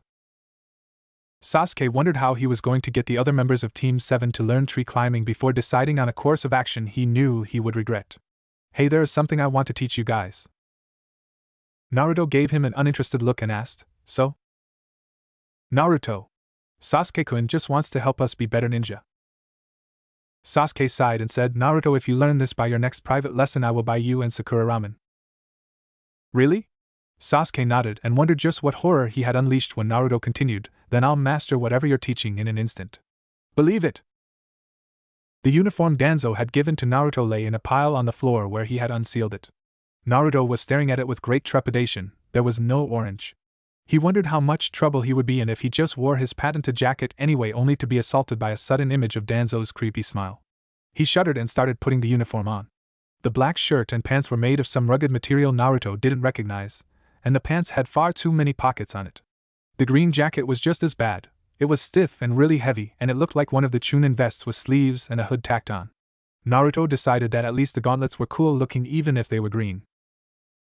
Naruto spent another moment adjusting his forehead protector before running to the mission hall. He didn't want to be the last one there if Captain Kakashi decided to show up earlier than Danzo-sensei said he would. Naruto barely recognized Sakura without her red dress. He thought she looked older with the heavy green jacket hanging unbuttoned and her hair pulled back in a ponytail. Naruto shot her a big smile and shouted, Wow, Sakura-chan, you look great. Thanks, Naruto, you look like a ninja. Thanks. There was an awkward pause before she asked, Have you seen Sasuke-kun? Naruto huffed, No. They sat together on the bench outside the mission hall waiting for Sasuke in silence. When Sakura saw him, she stood and shouted, You look great, Sasuke-kun. Naruto muttered, We all look the same, too quietly for her to hear. Sasuke ignored Sakura and asked, So where is our captain? He's not here yet. Good, Danzo-sensei saved us a lot of trouble then. As soon as Sasuke finished speaking, Kakashi body flickered into the street and asked in a smug voice, Did you wait long? The members of Team 7 responded as one, No, Captain. Sakura spent a moment wondering why the captain looked so irritated before asking, Captain, should we go ahead and get a mission scroll? Kakashi's smile returned. Yep, I have just the mission in mind. He headed into the mission hall and gestured for the team to follow him. The line wasn't very long. Most of the genin teams had sewn up earlier to avoid the more onerous missions. Team 8 walked in just as they reached the mission desk. Kakashi had a big smile on his face when he told the lady at the desk, Team 7 would like to request the Retrieve Tora mission.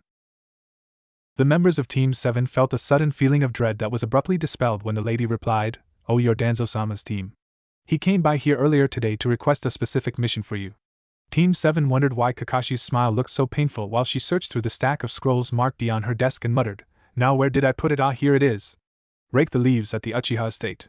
She handed one scroll to Kakashi with a big smile and another to Sakura before adding, He said I was supposed to give this to you, Haruno-san. Good luck on your first day as team leader.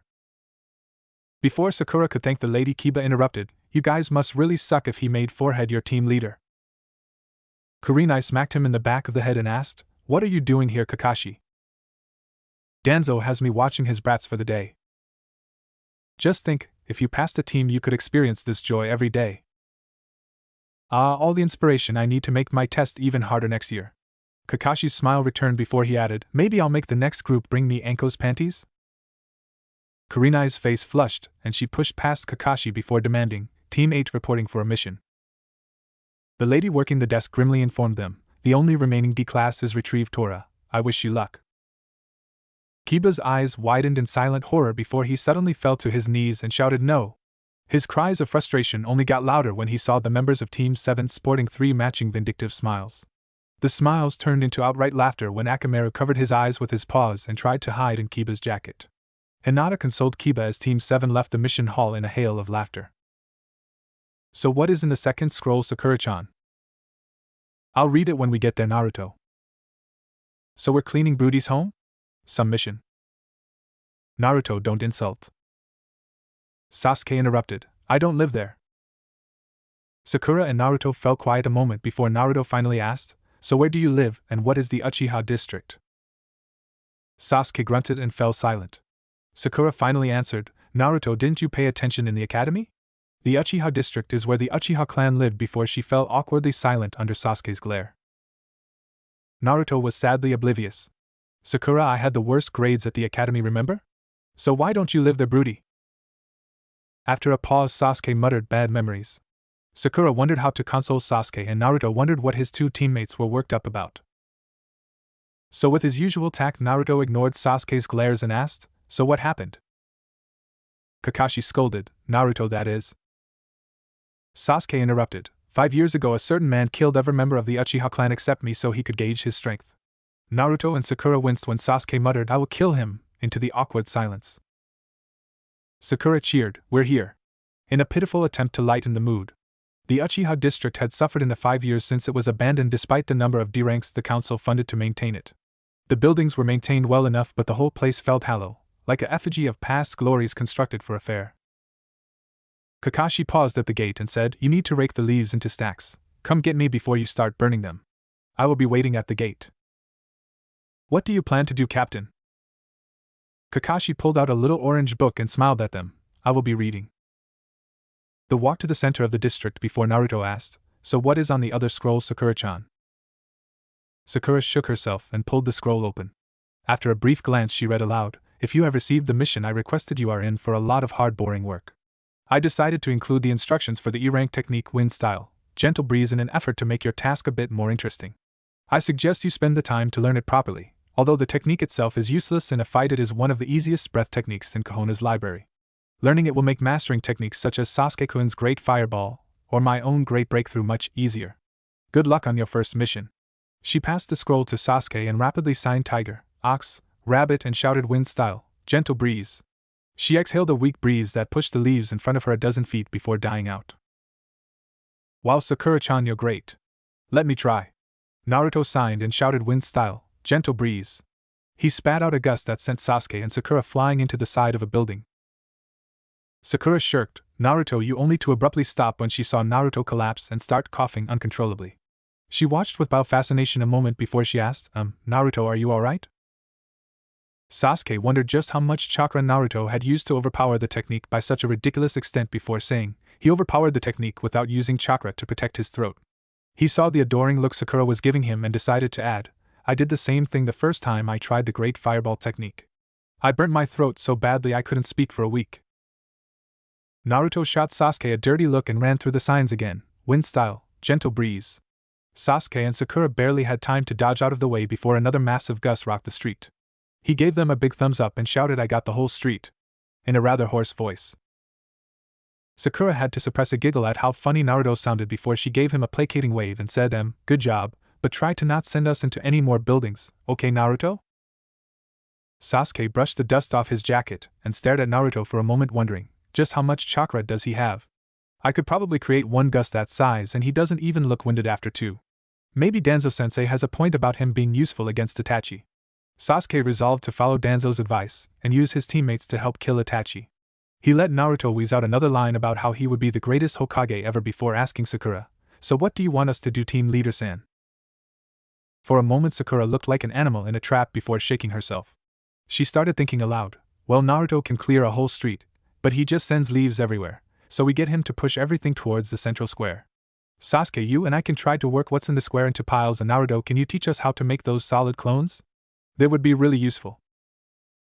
Naruto scratched his head and apologized, sorry, Danzo-sensei says I can't teach anyone shadow clone, but I can make a couple for you to order around.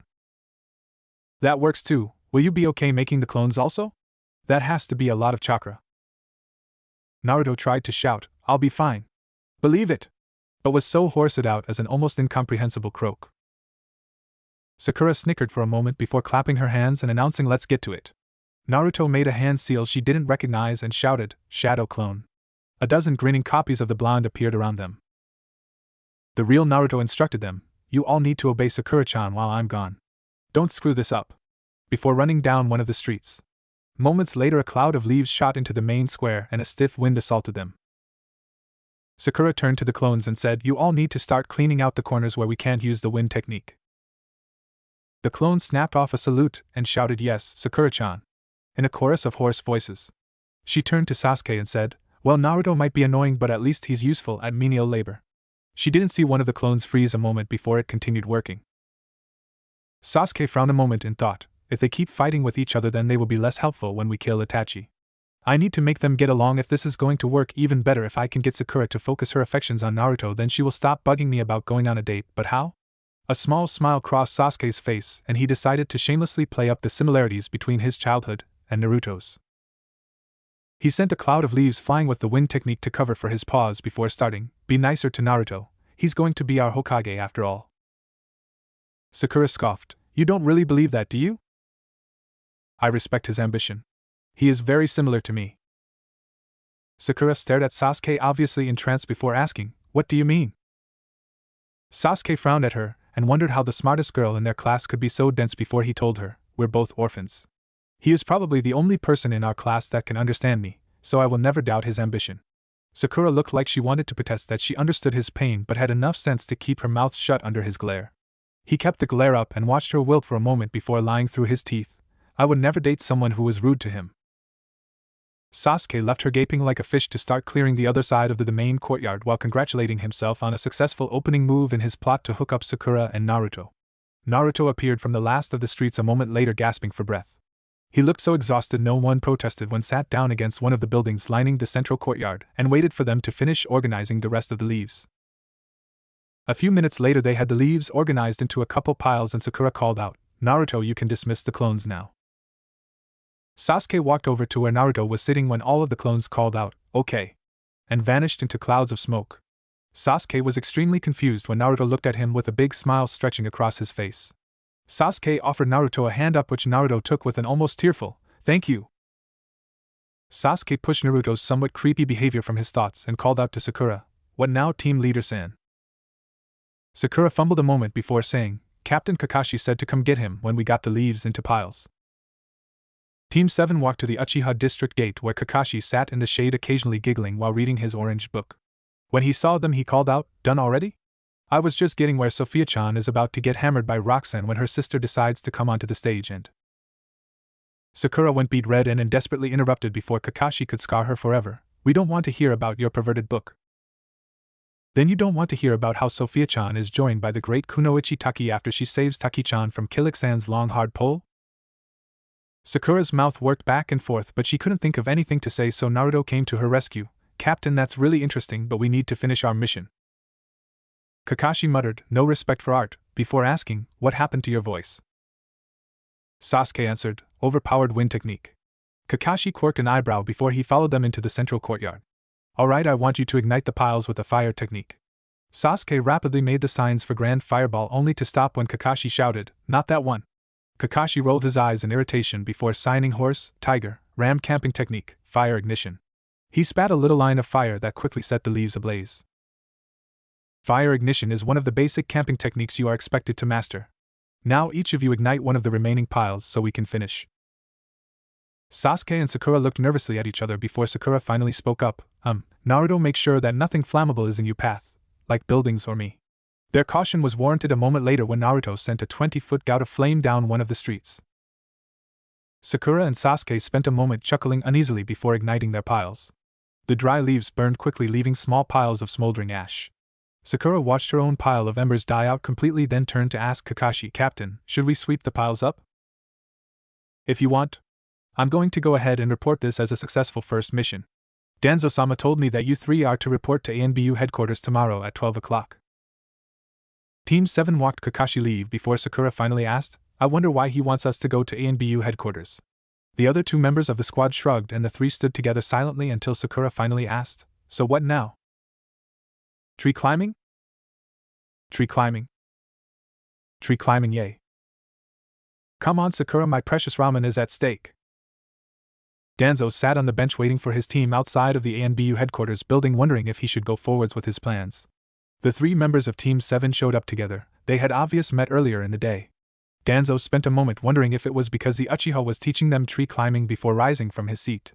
All three had decided to wear the uniform he had provided to the meeting. After a moment more observing them, he abruptly decided his original plan didn't require modifications and called out, "Good morning." They fell into line in front of him and responded as one, "Good morning, Danzo-sensei." It was time to teach Team 7 about emotions. He started his lecture. "Today I have a pair of very important lessons you need to learn before you advance any further as a ninja." The three looked at him attentively. Danzo knew every word he was about to say would be reported to the third Hokage. He couldn't say emotions were a hindering to a ninja without losing his position as Team 7 sensei, so he planned around it. His students were not rude. He spent a moment mentally reciting the line he had based his life off of, "You are the leaves basking in the sun, I am the roots that grow in the dark," and committed himself. The only indulgence he would allow his opinions was subtly framing his example so not feeling any emotion came out superior to a superabundance of emotion. That was all he would do. He would use the eye to enforce the lesson itself, not his opinion, no matter how correct his opinion might be.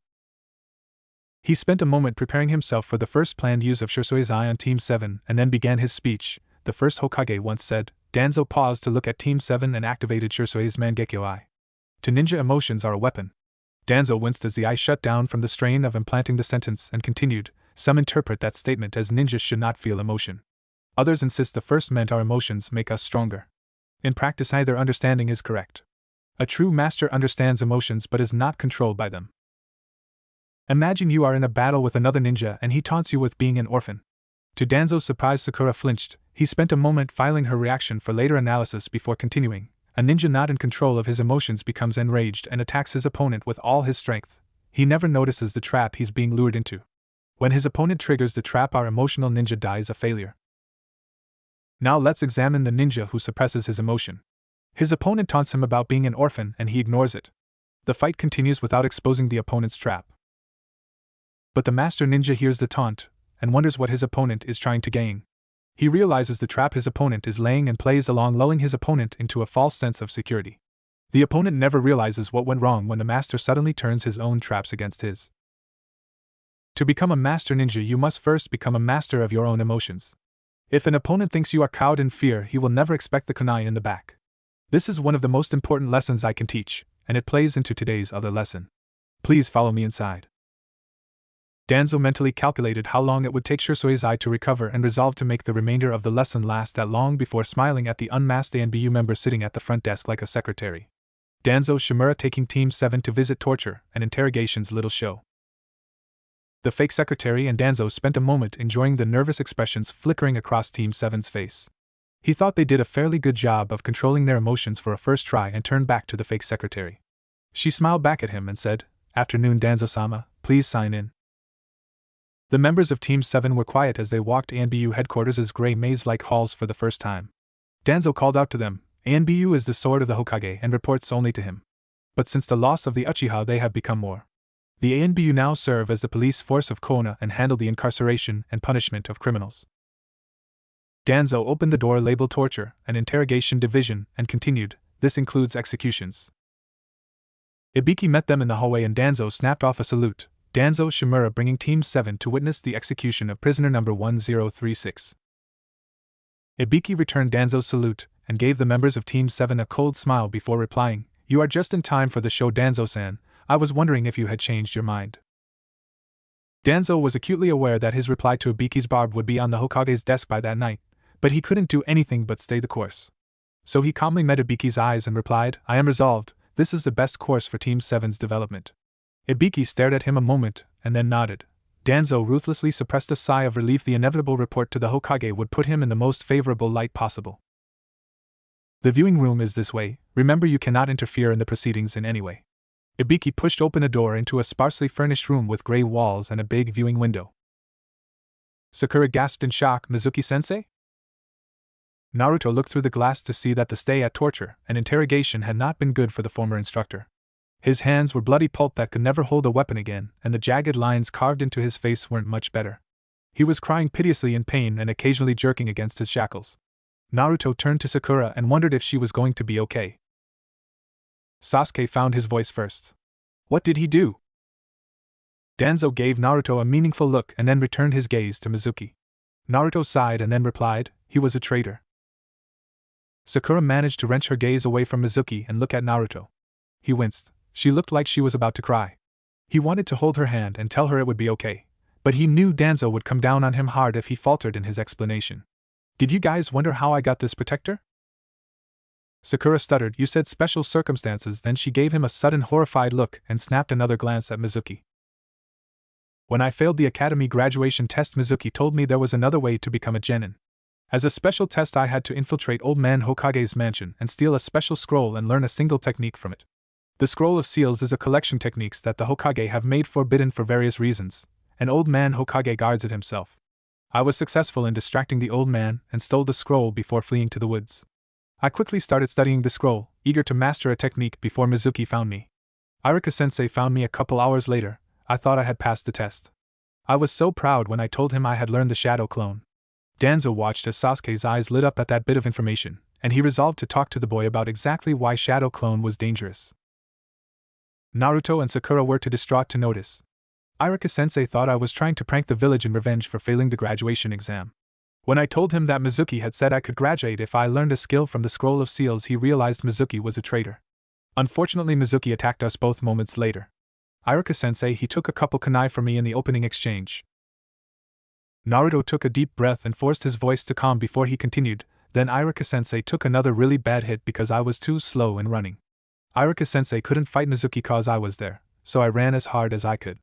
Both Iruka and Mizuki set off in pursuit moments later. Iruka transformed into a copy of me and fooled Mizuki. Once Mizuki discovered the ruse, he decided to taunt Iruka-sensei a bit about me before he killed him.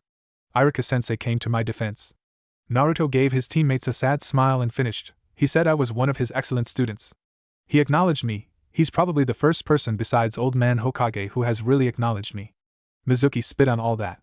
I turned around and faced him. I put all of my power into Shadow Clone and managed to defeat Mizuki. Iruka-sensei gave me his own forehead protector. Naruto tapped his forehead and continued, this forehead protector. That is how I became a genin. Sakura gave Naruto a confused and desperate look. She muttered to no one in particular, he used to give me sweets when the other kids made fun of my forehead. Sasuke got over their former instructor being a traitor fairly quickly. Mainly because he had something more important to worry about, like how this was going to affect his plans to get Naruto and Sakura to act like teammates. He sent an irritated glare to Danzo and pushed Sakura into Naruto. She squeaked when she hit Naruto's chest. Sasuke spent a moment to appreciate the cute reaction before gesturing for Naruto to hug her.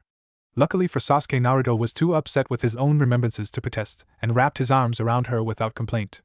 Danzo watched the scene and wondered how his team dynamic had changed so much in the last day. Sasuke's actions made no sense to the old man, but they were headed in an interesting direction, so Danzo let them play it out. Sakura was still sobbing against Naruto's chest when Ibiki entered Mizuki's holding cell with a frog-masked ANBU. Ibiki's deep voice boomed out, Chunin instructor Mizuki. Sakura turned to face her former instructor. Naruto held her hand. Sasuke walked over and took her other hand before Ibiki could continue. You stand accused of terrible crimes. To the crime of theft of a national treasure, the Scroll of Seals, you are judged. Guilty. To the crime of assaulting a fellow leaf ninja, Chunin instructor Iruka, you are judged. Guilty. To the crime of revealing a S-class secret to someone not party to the secret, Academy student Uzumaki, you are judged. Guilty. Naruto never noticed Sasuke's speculative glance. Ibiki took a deep breath and continued. For your crimes the punishment is a traitor's death. Ibiki turned to the ANBU that accompanied him and said, Frog, you may administer the punishment. Frog nodded once to Ibiki and unsheathed his tanto. He moved in front of Mizuki and paused a moment to say something quietly before brutally ramming the blade into Mizuki's chest. Frog twisted the tanto and watched as his eyes glazed over before withdrawing the blade and wiping it on the remains of Mizuki's jacket. Frog nodded again and Ibiki boomed out, justice has been done. Before they both left Mizuki hanging from his shackles. Danzo looked at his students and said, they will destroy the body so our enemies can learn nothing from his corpse. He paused to prepare himself, then acted out the closing act of his little show, The other lesson I wish to teach today is simple. As ninja, our purpose is to kill. Whether executing a traitor or cutting down a foe in the field, everyone who calls themselves a ninja must be able to kill their foes without hesitation.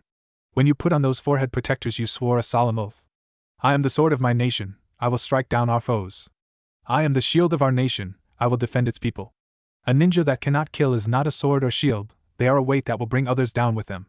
When you take the life of a foe, you are not a monster, you are a ninja fulfilling their solemn oath. Never forget that. He marched in front of his 3 genin and demanded, now, swear that oath again in front of me with full knowledge of what it entails. Become ninja of the leaf in truth. 3 unsteady voices replied, I am then. Danzo boomed, say it with conviction. Naruto, Sasuke and Sakura looked at him with resolve and firmly said, I am the sword of my nation, I will strike down our foes. I am the shield of our nation, I will defend its people. I accept your oaths. Danzo stared at them a moment, and wondered again if this was the correct course before announcing, ninja must kill. That is why before I will let this team go on a mission that involves combat, you will each serve as an executioner for a traitor or criminal that the Hokage has sentenced to death. You are dismissed. I suggest you discuss this with one another. Danzo was still in the observation room when the A and B reached him. He suppressed a grin. Sarutobi had received word too late. Shursei's eye had already recovered. He hoped that the upcoming discussion would not require him to use the eye. He suspected that if he had to use it against Sarutobi, his chance of success was less than 40%. If he gambled on those odds and failed, the village would suffer. He followed the ANBU into the Hokage's office. Sarutobi was waiting for him behind a desk suspiciously clear of paperwork. When he saw Danzo enter, he took a large drag on his pipe before dismissing the ANBU. As soon as the silent seals were up, he roared, What in the hell do you think you were doing, Shimura? The same thing the second did for us. Sarutobi visibly reined himself in and reminded himself that Danzo was not someone he could intimidate with a bit of anger. We were at war. A bandit's blade is just as lethal as a soldier's. They are just children. Danzo let a little bit of his anger show and turned Sarutobi's own words against him, then stripped them of their ranks. Children have no place in a ninja force. The will of fire states every true Konoha shinobi must love, believe, cherish, and fight for the village's sake. For a moment Sarutobi looked like a very old man, then he gave Danzo a crooked smile and asked, Do you still believe in that what we inherited from Sensei? Danzo suppressed a smirk. He had dodged any punishment without having to gamble on the eye. His expression betrayed nothing to Sarutobi when he honestly replied, I will pass the will down to those 3 and I will fight for my village. Danzo sat in one of the Hokage Tower's larger meeting rooms, struggling to understand Naruto's nigh incomprehensible handwriting while waiting on the other Jounin with a rookie genin team. Naruto had submitted a rather interesting analysis of the limitations of the body flicker and substitution techniques, including the reasons they were of limited application in combat, and how to overcome those limitations. Unfortunately, it was all written in a chick scrawl. Danzo was convinced that if they could train the rest of the Leaf Ninja to read Naruto's writing, then they would gain a totally secure method of communication. 4 frustrating minutes later, the Hokage entered the room and Danzo gladly closed the scroll before making a mental note to forward it to Root's cipher and decryption department. Danzo stood with the other 2 Jounin and saluted the Hokage, Sir. At ease. Sarutobi waited for Danzo and the others to return to their seats before he continued, Since this is the first quarterly report, and you have not had your genin teams the entire quarter, I want a general overview of your team's status before you begin to report on specific members. Who would like to go first? Asuma and Kurenai both started to speak, then looked at each other and blushed. Danzo allowed himself an eye roll at the lover's moment, and waited for them to figure out who would report first. Finally Asuma began, Jounin Asuma Sarutobi reporting for Team 10. Team 10 has completed 17 D-rank missions and 1 C-rank mission since its formation. Like their parents, the team is best suited for a capture and interrogation role, and I am training them in that direction. As expected from the second generation of the Inoshikacho trio, the team possesses notable teamwork. Asuma looked at his father to see if the overview was sufficient before continuing. Genin Shikamaru Nara defaults into the leadership role in combat situations, though he is unwilling to be assertive outside of combat. I am leaving most of his training to his clan and instead focusing on helping him develop mentally. I circumspectly tested his IQ and he is a genius. Sarutobi looked at his son sharply and asked, So were the academy results incorrect? Asuma shook his head, I doubt it. He probably thought it was troublesome and didn't put very much effort into academy assignments. That kid is like an old man. He likes to take things slowly. Danzo wondered if that was a nice way to call a student lazy before asking, So what is his projected development? He has mastered the shadow bind to Yoshino-san's standards, and she currently has him working on mastering the shadow imitation. Otherwise, she is focusing on increasing his chakra capacity by making him capture deer for the clan pharmaceuticals. I intend to enroll him in the ANBU investigations course the next time a session begins if he meets the requirements, or you will waive them, Hokage-sama. Danzo resisted a snort. It was obvious which of the two would occur. Even with their checkered past, Sarutobi wouldn't refuse his son something like that. I will consider it. What of the other members of your team? Genin Chuji Akimichi is the team's sole heavy combatant. Physically he is a monster, his raw strength is Chunin level easily. Unfortunately he lacks the confidence to use it effectively, so his taijutsu is mediocre for a genin. He can currently perform his clan's multi-size technique and calorie control technique, but according to his father he is a long way from achieving mastery of either. When the team confronted a pair of Yakuza toughs during our C-rank protection mission, he utilized one of his family's food pills to augment his strength. Aren't those extremely dangerous? Kurenai interrupted. Danzo's kept his face calm but wondered, what were you doing during this? I have been assured by Chuza-sen that although the food pills are dangerous, the first pill won't cause any lasting harm. According to him, the pill get their bad reputation because consuming the third food pill is tantamount to opening the 8 gates. I intend to let Chuji to continue training in his clan's techniques. I am trying to boost his confidence, and am giving him supplementary taijutsu lessons. As you know, my third genin is Ino Yamanaka. She is suited for reconnaissance and espionage. She is extremely effective at getting information out of people, though I would recommend against formal interrogation training at the moment. Among my 3 genin, she is best with the standard academy ninjutsu, but her taijutsu is lacking. Her chakra pool is larger than Shikamaru's but smaller than Chuji's. During the fight with Yakuza, she used her clan's mind-body switch technique to sow confusion, but left her body vulnerable. Her teammates were forced to divert attention between protecting her and the client. Her father is helping her learn her clan's techniques, and her mother is giving her an education in basic poisons and antidotes. I am offering to help her improve her taijutsu, but she is not currently interested in additional physical training. Asuma looked over at Danzo and added, "Oh, and she has a crush on your prize student Danzo-sama." I see. Kurenai smiled and asked, I guess I'm next? After a nod from Sarutobi, she continued, Jounin-sensei, Kurenai Yuhi reporting for Team 8. Team 8 has completed 26 D-rank missions since its creation. The team is best suited for reconnaissance and tracking.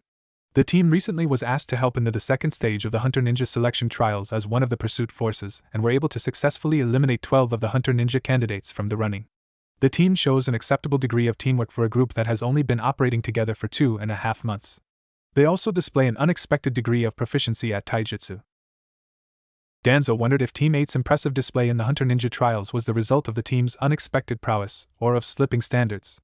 He made a mental note to have someone at Internal Affairs look into the matter before returning his attention to Kurenai's speech. She exhibits an almost crippling lack of confidence. Her taijutsu is, as expected of a Hidwa, above average. When she spars against me, she preforms at the level expected of a Chunin, but when against her teammates she falls to about mid-genin proficiency. She also displays an unexpected knowledge of herbal remedies and medicine. Due to her position as a clan heiress, she has an exceptional knowledge of etiquette and ceremony. Her father has assured me he will supervise her education in the gentle fist style, and has asked me to make time for his instruction. I am focusing my instruction on improving her confidence and ability to work with the rest of the team. Because of her Byakugan, she does not need instruction in breaking genjutsu, so I am focusing on increasing her teammates' proficiency in breaking genjutsu before advancing all 3 of them to more advanced instruction. Genin Kiba Inuzuka is at times distressingly brash and overconfident, but listens to his teammates when they speak up. His taijutsu when working with his partner, Akumaru, is exceptional. He has yet to lose a taijutsu spar with either of his teammates. In fact, I would match him up favorably against most new Chunin in a taijutsu-only spar. He has an exceptional amount of chakra for a genin and the worst chakra control I have ever seen, though I hear one of your students is worse, Danzo-sama. I haven't heard that. Danzo watched Kurenai flush a bit before continuing. He is learning collaboration techniques from his clan, but according to Tsum-san, Akimaru is currently too young to learn most of the more powerful clan techniques. I am working on his attitude and trying to get him to think before he jumps into a situation that he can handle, but it is a slow effort. His per control makes the genjutsu release technique extremely difficult for him, and I am spending a great deal of time trying to bring his skill with it up to par. Unlike the other 2 genin, Shino Aburame is a bit of a mystery. When I received his profile from the academy, I almost complained of negligence. They had him listed within 2 spots of dead middle in every category. Every teacher's comment in his file can be summed up as he is quiet. I'm glad I didn't complain because in these last 2 months I haven't done much better. He responds politely when spoken to and volunteers nothing. So he is like his father. I don't think that is a fair comparison. While he shares many traits with the rest of the clan, such as his love for observing insects, I doubt he acts in such an unusual manner because of Aburaim logic. I don't know why, but Shino is paranoid. He marks everyone he meets with his bugs and hides his skills whenever possible. I know his mother has been training him in the Aburaim clan style since he was 6, but he only uses the academy style in taijutsu spars. Kurenai realized how far off of topic they had drifted and returned to addressing her genin skills. Shino may be my strongest genin. The level of taijutsu he has displayed is mid-genin, but I believe his actual level is somewhere between high genin and low chunin. According to his father, Shino can use several of the clan techniques, including the insect clone. In mock combat, his use of his clan's bug techniques shows a level of tactics and planning rarely seen in genin. Since he possesses the necessary degree of chakra control, I plan to start giving him basic instruction in genjutsu once Kiba masters the release technique. I hope that by learning some genjutsu he will be able to overcome a few of the standard Aburaim weaknesses. Otherwise, I am leaving his instruction to his mother and father since he will not allow me to gather enough information about his current level to give him meaningful instruction in other areas. Since his supposed paranoia is not negatively impacting the team, I have no plans to address it. Thank you, Kurenai-san. Sarutobi took a breath before asking. And Team 7? Jounin-sensei Danzo Shimura reporting for Team 7. Team 7 has completed 9 D-rank missions. The team is best suited for heavy combat. At its formation, Team 7 possessed a notable lack of teamwork. He shot Sarutobi a glance and continued, in my opinion they would have failed Sensei's bell test. This is no longer the case. Danzo turned to look at the other 2 Jounin-senseis and continued, though their teamwork isn't at the level of the famous trio or even exceptional, they work together well enough. I have dedicated most of the past 2.5 months to training certain members up to the level they should have possessed when they graduated from the academy. Genin Sakura Haruno was a fangirl, somehow labeled the top kunoichi of her class, which makes me grieve for today's youth. After 2.5 months of exercise, her physical condition is comparable to a middle-of-the-class academy student. He looked at Sarutobi in time to catch the old man signing. What are you doing? He signed back, before covering the pause by saying, physically your grandson would beat her, though on a purely technical level her taijutsu is probably mid-genin. She knows no worthwhile ninjutsu. However, genjutsu is a bright spot. I have managed to teach her the hell viewing technique and the false surroundings technique. In addition, Kakashi taught her the Miss Servant technique. She has also learned a bit of medicine. I am currently working on improving her chakra capacity, another area where she is currently inferior to your grandson Hokage-sama. When she has the chakra capacity to support it, I will begin instruction in more advanced genjutsu, and maybe a few defensive ninjutsu. When the hospital begins another course on medical jutsu, I intend to enroll her. Genin Naruto Uzumaki is dead last of his class. It showed. I am proud to say that he has grown up a bit over the past 2 months, though his teammates still haven't gotten him to burn that jumpsuit. His physical strength is in line with a genin, but his taijutsu isn't. In fact, I'm fairly sure he skipped several of the more important academy taijutsu lessons, like the ones where you learn how to punch and kick. Danzo watched the other jounin try to decide if he was making a joke or not before continuing. Since joining Team 7, his taijutsu has improved markedly. Now he can probably beat your grandson in a fair fight. Of course, any genin would trounce him. When he graduated, his control could be charitably described as horrible. After months of hard work, he has improved it to merely bad, but he still can't perform the basic clone technique.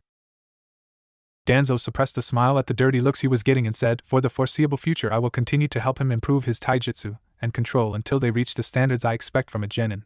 At that point I will help him learn a few supplementary ninjutsu. Danzo made a mental note of Kurenai and Asuma's relieved expressions when he started. Genin Sasuke Uchiha was the top rookie of his class and continues to demonstrate why he deserved that title. His taijutsu is solidly low chunin. When I received him, his chakra capacity was chunin level. He had enough to perform the grand fireball technique. However, his large capacity came with the standard control issues, so we have mainly worked on the basic chakra control exercises. He has completed tree climbing and water walking, though I wouldn't say he has mastered either.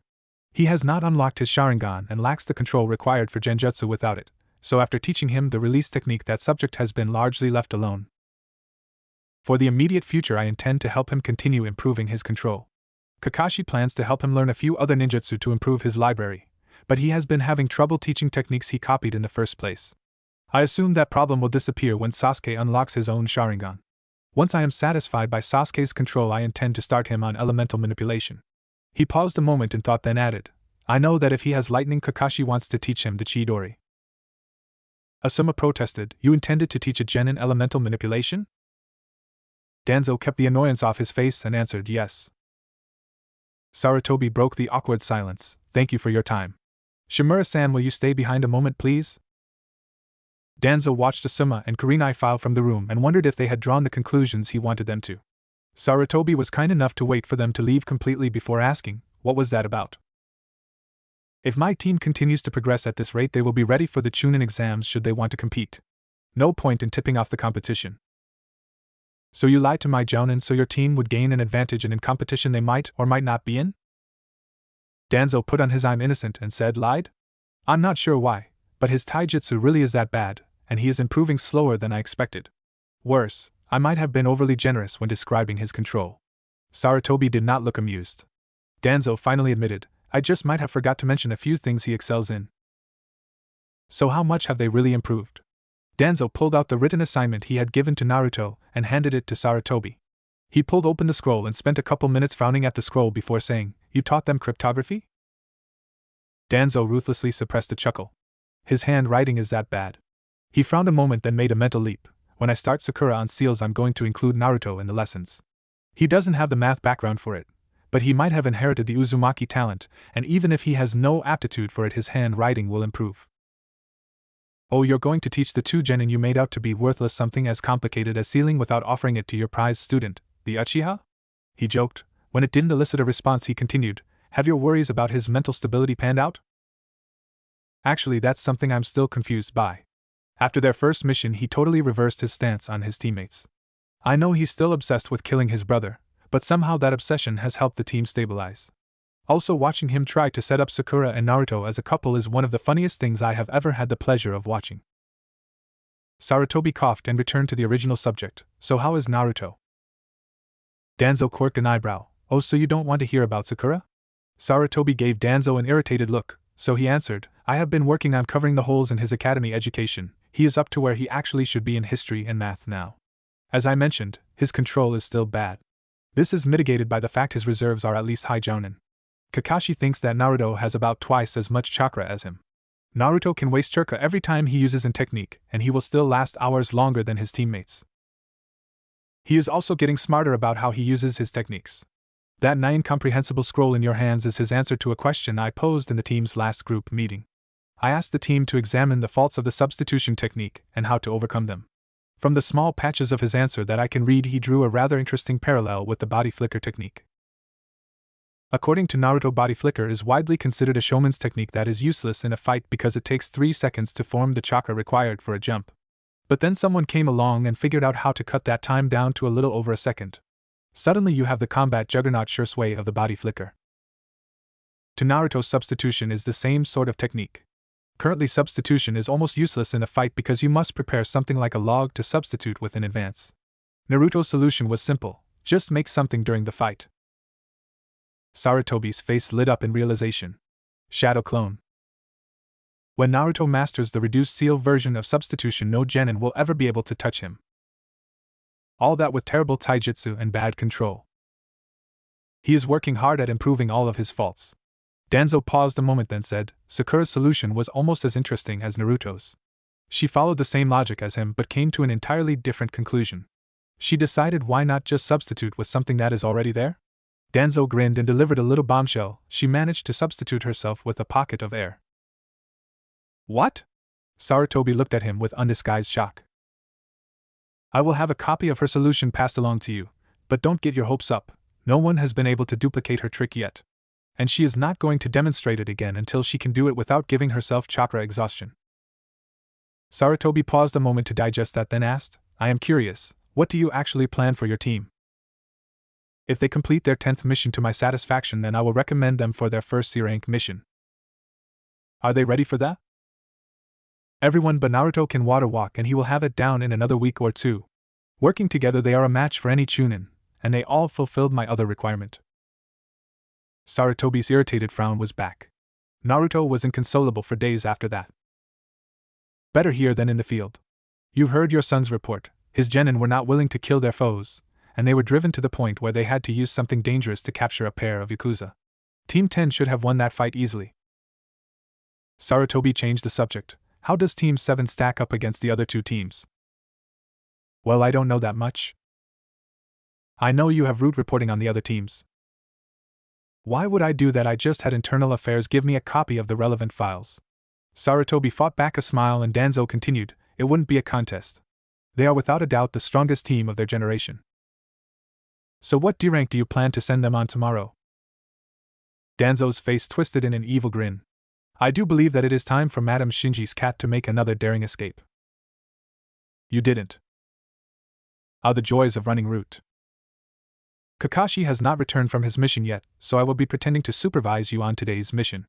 Danzo pulled out a red D-rank scroll and said, we have been asked to retrieve Madame Shinji's lost cat, Tora. He can be identified by the red ribbon on his right ear. Sasuke, you are the team leader for this mission. He paused a moment then added, dismissed. Yes, Danzo-sensei. Danzo gave his team a small smile and sat down on the bench. According to Sai, Tora was in fine form. He would have time to grade those essays on the implications of different types of terrain. Naruto waited for Danzo to be out of earshot before asking, so what's the plan? Sasuke shrugged then said, not a clue. Do you know anything about this cat? Sakura looked like she wanted to say something then sighed and admitted, nope. Naruto just shook his head. We could just do what we do every time. Have stupid throw shadow clones at the problem until it goes away? Jerk. Naruto tried to scowl at Sasuke, but despite his efforts one side of his lip kept ticking upwards into a smile. For a moment his teammates stared at him. Then Sakura burst out laughing. A moment later Sasuke and Naruto joined in. When they recovered, Sasuke instructed, 10 pairs of 2, have them sweep the village from the north. Meanwhile the 3 of us will go to the market district and ask around. Naruto spent a moment carefully metering his chakra, trying to minimize the amount he wasted, before shouting Shadow Clone. 20 copies of Naruto appeared in puffs of smoke around him. At Naruto's urging, the clones lined up and he gave them a few additional instructions. Alright, when you find the cat, one of you dismisses after you grab it. The other gets to hold onto it until we come pick it up and deliver it to Madame Shinji ourselves. You guys might as well relax, since we're going to find it in moments. Believe it! Sasuke watched the Naruto clones run off towards the northern edge of the village for a moment then said, did your clone just try to one-up us? Naruto shrugged. Want to take them up on that offer, Sakura-chan? She equivocated. Sasuke-kun is the team leader. Well, what do you say, oh great team leader? Sasuke frowned a moment and thought, if Danzo-sensei catches us screwing around on a mission, he might not let us go on a C rank, and I can't put up with D ranks any longer. Somehow he always catches us too. How does he do that? Sasuke forced himself back onto the subject at hand before he got too far onto a tangent, and said, we can grab something quick if we do it while asking about the cat. Naruto's eyes lit up, but Sakura interrupted him before he could open his mouth, no ramen. Sakura-chan, that's heresy. Sasuke decided, dango it is. Before Naruto began to extol the various benefits of ramen. They made it to the market district before Naruto asked, so who's buying? He spent fraction of a second looking at his teammates' expressions before shouting, not it. Sakura gave Sasuke a set of puppy dog eyes and said, will you do it, Sasuke-kun? Sasuke resisted the urge to rub his temples and said, why don't we play rock paper scissors for it instead? He might not have his Sharingan, but he could still red hand motions better than the other 2 members of Team 7. All 3 members of Team 7 chanted, rock paper scissors shoot, and signed while trying to read their opponents. Naruto's hand reached the center a fraction of a second before he could finish changing his rock into scissors, leaving him the loser against his Sakura and Sasuke's last-second decision to both choose paper. He hung his head in defeat and asked, so what do you want? Sakura handed him a few bills and said, chestnut please. Sasuke paid him and said, I want soy, remember to ask the owner about the cat. Naruto sighed, he wouldn't be able to find chestnut-flavored dango at one of the street vendors.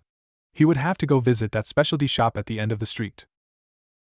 The shop was small but well furnished with small booths separated by paper hangings. He ignored the seating and walked over to the takeout counter. The owner of the shop saw him come in and met him at the counter a second later. The owner stared at him a moment before finally asking in a gruff voice, what will you have? Naruto was about to ask about the runaway cat when he saw a flash of purple hair that blasted the question from his mind and made his eyes snap wide open in shock. That crazy exhibitionist lady who had slammed his clone into her cleavage was sitting, fully clothed, calmly eating dango in a pretty pink and white kimono. He stuttered, Anko? One order of red bean paste coming up. That snapped Naruto out of his shock. He quickly corrected the owner with a gesture to a pretty purple-haired kunoichi. No, I meant that Anko. Oh, Madarashi-san. What about her? He waved his arms wildly as his powers of speech failed him. She's kimono. Oh, that. Her tea ceremony club meets today. He looked at the line building up and gave Naruto an irritated look before asking, so what will you have? Naruto answered, 2 chestnut and a toasted soy please, as he tried to understand the implications of Anko being in a tea ceremony club. By the time he collected his order, Naruto had realized that he knew almost nothing about the purple-haired kunoichi and resolved not to form opinions off of a single meeting. He frowned. Danzo-sensei would be disappointed in me. The sudden burst of memories from a dismissed clone forced him to shift attentions. He ran to where Sasuke and Sakura were talking to a street vendor and said they found it. Naruto and Sasuke started running, leaving Sakura behind when she paused to bow before the vendor and said, "Thank you, ma'am," before chasing after her teammates. When Sasuke, Naruto and Sakura were about to turn into the ally, they heard Naruto's clone shout in pain. The members of Team 7 all abruptly stopped. A second later, a brown cat with a red ribbon sprinted from the ally. A Naruto clone stumbled out a second later and said, "That isn't a cat, it's a demon," before vanishing into a cloud of smoke. Sasuke spent a moment wondering, how did a cat beat a ninja, then suddenly realized their quarry was getting away and shouted, after it. Sasuke and Sakura started sprinting after the cat. A moment later, Naruto pushed away the sudden phantom pains assaulting his face and joined the hunt. Sasuke reached the cat first and made a lunging grab. Tora jumped in time to slap Sasuke in the face with his bushy tail. That proved to be a mistake on the cat's part. Sakura managed to grab a hold of the tail before Tora could withdraw it. Sakura squeezed hard and yanked the cat back when it tried to jump away. The cat made a pained yelp and turned on Sakura. For the first time since Danzo had decided to give them mandatory uniforms, Sakura was completely and unabashedly grateful for the heavy green jacket. Tora's claws couldn't pierce the heavy green fabric, so he sent an angry swipe at her face. Sakura dropped Tora and grabbed where the little demon had scratched her cheek. Tora tried to dive through Sakura's legs while she was occupied, but Naruto was waiting on the other side. Tora performed an abrupt about-face to dodge the blonde and ran right into Sasuke's waiting arms. Sakura glared at the cat Sasuke was holding tightly while Naruto rubbed antiseptic into her wound. She managed to suppress the urge to twist Tora's little neck and thought, "That little demon made me look bad to Sasuke-kun, I have to make it pay." When Naruto finished taping on a small piece of gauze, she rapidly formed a series of hand signs and whispered, "Demonic illusion, hell viewing." She watched with satisfaction as Tora's body went stiff. When the little beast started twitching and malicious grins spread over her face. Sasuke and Naruto stared at their teammates' smile before independently coming to the same conclusion, scary. Naruto recovered first. "Sakura-chan, did you really just put that cat in a genjutsu?" That grin didn't change. Yes, I did." Sasuke looked down at the twitching bundle of fur in his hand, then back up at his unexpectedly vindictive teammate before finally saying, "You know you have to cancel this." When he saw Sakura was about to make the release gesture, he interrupted before she could finish, "But we need to find a cat carrier first." Naruto woke up with a big grin splattered across his face. It was time for his first real mission. He dressed quickly while mumbling a list of things he would need for the mission: ramen, ninja wire, explosive tags, maybe a few of those paint tags Danzo-sensei made us practice with him. I was saving those for a prank though. Oh well, I'll bring them anyway. And I definitely need ramen, shuriken, kunai, and a couple of those folding shuriken that Sasuke gave to me. Naruto had found about half the items on his mental list when a loud knock on his door interrupted the search. "Who is it?" Sakura's voice called back, "Kona Sanitation Department, come to condemn your room." "Morning, Sakura-chan." "Open up, stupid." Naruto unlocked the door and Sakura walked into his messy apartment. She sat on the edge of his bed and said, "I came to make sure you didn't pack a bunch of stupid stuff." Naruto shot her an excited smile. "That's so sweet, Sakura-chan." Sakura blushed and replied, "I can't let you drag me and Sasuke-kun down because you are too stupid to pack correctly." Naruto pulled out the last of his emergency ramen supply and sat it on top the stack of ninja supplies. He pointed and said, "I think I did fairly well." Sakura suppressed a sigh. "So where are your spare clothes? What about your weapon maintenance kit or your first aid kit? You didn't even bring a waterproof tarp." Sakura suppressed a giggle as Naruto dramatically hung his head in front of her. "Come on, I'll help you pack properly." She looked around and said, "Where is that sealing scroll that Danzo-sensei gave you?" "Oh yeah, I forgot about it." Naruto started digging junk out from underneath his bed until he pulled the scroll out with a shout of, "Yes." They quickly separated the supplies into a pile of spare ninja supplies, a pile of ramen and explosive tags, and a pile of everything else. Naruto shot Sakura a curious glance at the organization and she replied, "Remember Danzo-sensei said we can't seal consumables into these scrolls since they are cheap. And it's bad policy to seal explosive tags inside a scroll. They can accidentally trigger when you unseal them." Naruto sealed most of the supplies away and slipped the scroll into a waterproof case before packing his bag. He stuffed the first aid kit into the big pocket on the leg opposite of his kunai holster, then made sure he had the correct amount of shuriken and kunai immediately available. Dying because all of your kunai were sealed away in your backpack would be humiliating. He smiled contentedly at Sakura and threw on the ugly green jacket Danzo had made the team's mandatory uniform. After he strapped on his arm guards and his forehead protector, he spent a moment looking in the mirror, then grabbed an old sock to try to polish out some of the scuffs in the armor. He stopped when Sakura started giggling. "I never thought I would see you preen in the mirror like Ino." "Hey, I'm not that bad. And Danzo-sensei says looking good when you meet clients is important. We are the face of our village. If we don't look professional, then no one will take the village seriously." Sakura looked at her own arm guards, which she had polished until they shone a deep green, and decided to not push the issue. "You're right. So do you think Captain Kakashi will be on time since it's our first C rank?" "If I thought he was going to meet us on time, I would have gotten up an hour ago." I still think we should go with Sasuke-kun's plan and make the Scarecrow wait on us. It would be funny to tell him about how we got lost on the road of life." "Yeah, right up until he reported us to Danzo-sensei. That man has no sense of humor." "You're just mad he knew the shoes were your fault. Though I must admit, I am curious, how did you get Kurenai-san to put that genjutsu on him?" "Trade secret. I'm still mad you and Sasuke ruined it by asking why his shoes were squeaking. How were we supposed to know he couldn't hear it? You should have trusted in your teammates more." Naruto threw on his pack and opened the door for Sakura before following her out and locking it behind them. "So what kind of mission do you think we will get?" "I hope we get a patrol mission. I want to see some of the other cities." "I'm hoping for an escort mission. I heard that Team 10 was assigned to protect a poor rice merchant and ended up overthrowing a Yakuza group that tried to strong-arm their client." "I doubt that. There is no way the mission office would assign something as dangerous as that to a bunch of rookie genin. More likely their sensei beat a couple of Yakuza up at a bar and they tried to get revenge later only to miserably fail." Sakura saw their third teammate and shouted, "Good morning, Sasuke-kun." "Morning. Where is the Scarecrow?" "Haven't seen him yet." While Team 7 waited on the bench outside the mission hall for their captain to surface, they checked each other's pack and traded theories on what they would have to do on their first C-rank mission. They all froze when a voice called up behind them, "Well, I think you all will receive the C-rank mission of babysitting Ibiki's 4-year-old daughter. It used to be a D-rank assignment, but the last group of genin that got tricked into playing with her." Kakashi shook his head then added, "That poor dog was never the same." Sakura recovered first. "Captain, does Ibiki even have a daughter?" "Nah, I was just screwing with you, though he did marry a cute Nara girl last year." Kakashi took in the three disbelieving expressions and changed the subject. "Let's go get your mission." He led them into the mission hall then added, "Oh, Danzo-san says you are the team leader for this one, Naruto. I won't intervene unless I have to."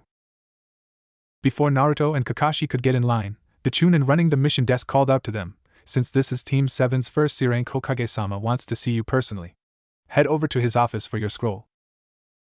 Naruto shrugged and said, "Guess Danzo-sensei told them ahead of time." The door to the Hokage's office at the mission hall was left open for Team 7. The Hokage smiled at them when Naruto, Sakura and Sasuke filled into the room. Naruto shouted, "Hey old man, the lady running the desk said we have to come to you for our mission." Kakashi sighed at the disrespect and was about to scold Naruto when the third cut him off. "Yes, Naruto. I want to make sure you are really ready for this mission. C-rank missions have killed promising young ninja in the past. Why should I give a C-rank to your team?" Naruto glanced at his teammates. Sasuke looked like he was about to shout at the old man and Sakura looked like she had been betrayed. Naruto looked back at the third Hokage and calmly told him, "Because we are ready." The third stared at them a moment longer and then admitted, "I guess you are." He pulled a scroll from his desk and tossed it to Kakashi before saying, "I am assigning Team 7 a C-ranked escort and protection mission." "Really? Who are we protecting?" Naruto interrupted. "I was about to introduce him." He turned to the door to the civilian waiting area and said, "You can come in now, Tazuna-san." Sakura cringed when a middle-aged man with gray hair who stunk of sweat and booze stumbled into the room. He took one look at his escort and grabbed his sake bottle. After a couple drinks for fortification, he finally asked, "What's this?" They took another drink and shouted, "They are all a bunch of super brats." He wiped the trail of sake running from his lips with the towel he had around his neck and turned to the Hokage, especially the shortest one with the stupid-looking face. Naruto watched with mild fascination. Tazuna swung around and shouted, "Are you really a ninja?" When Naruto didn't respond, he took a step and shouted, "HUI." Suddenly Naruto realized something and asked his teammates, "I'm the shortest one, aren't I?" "Yep."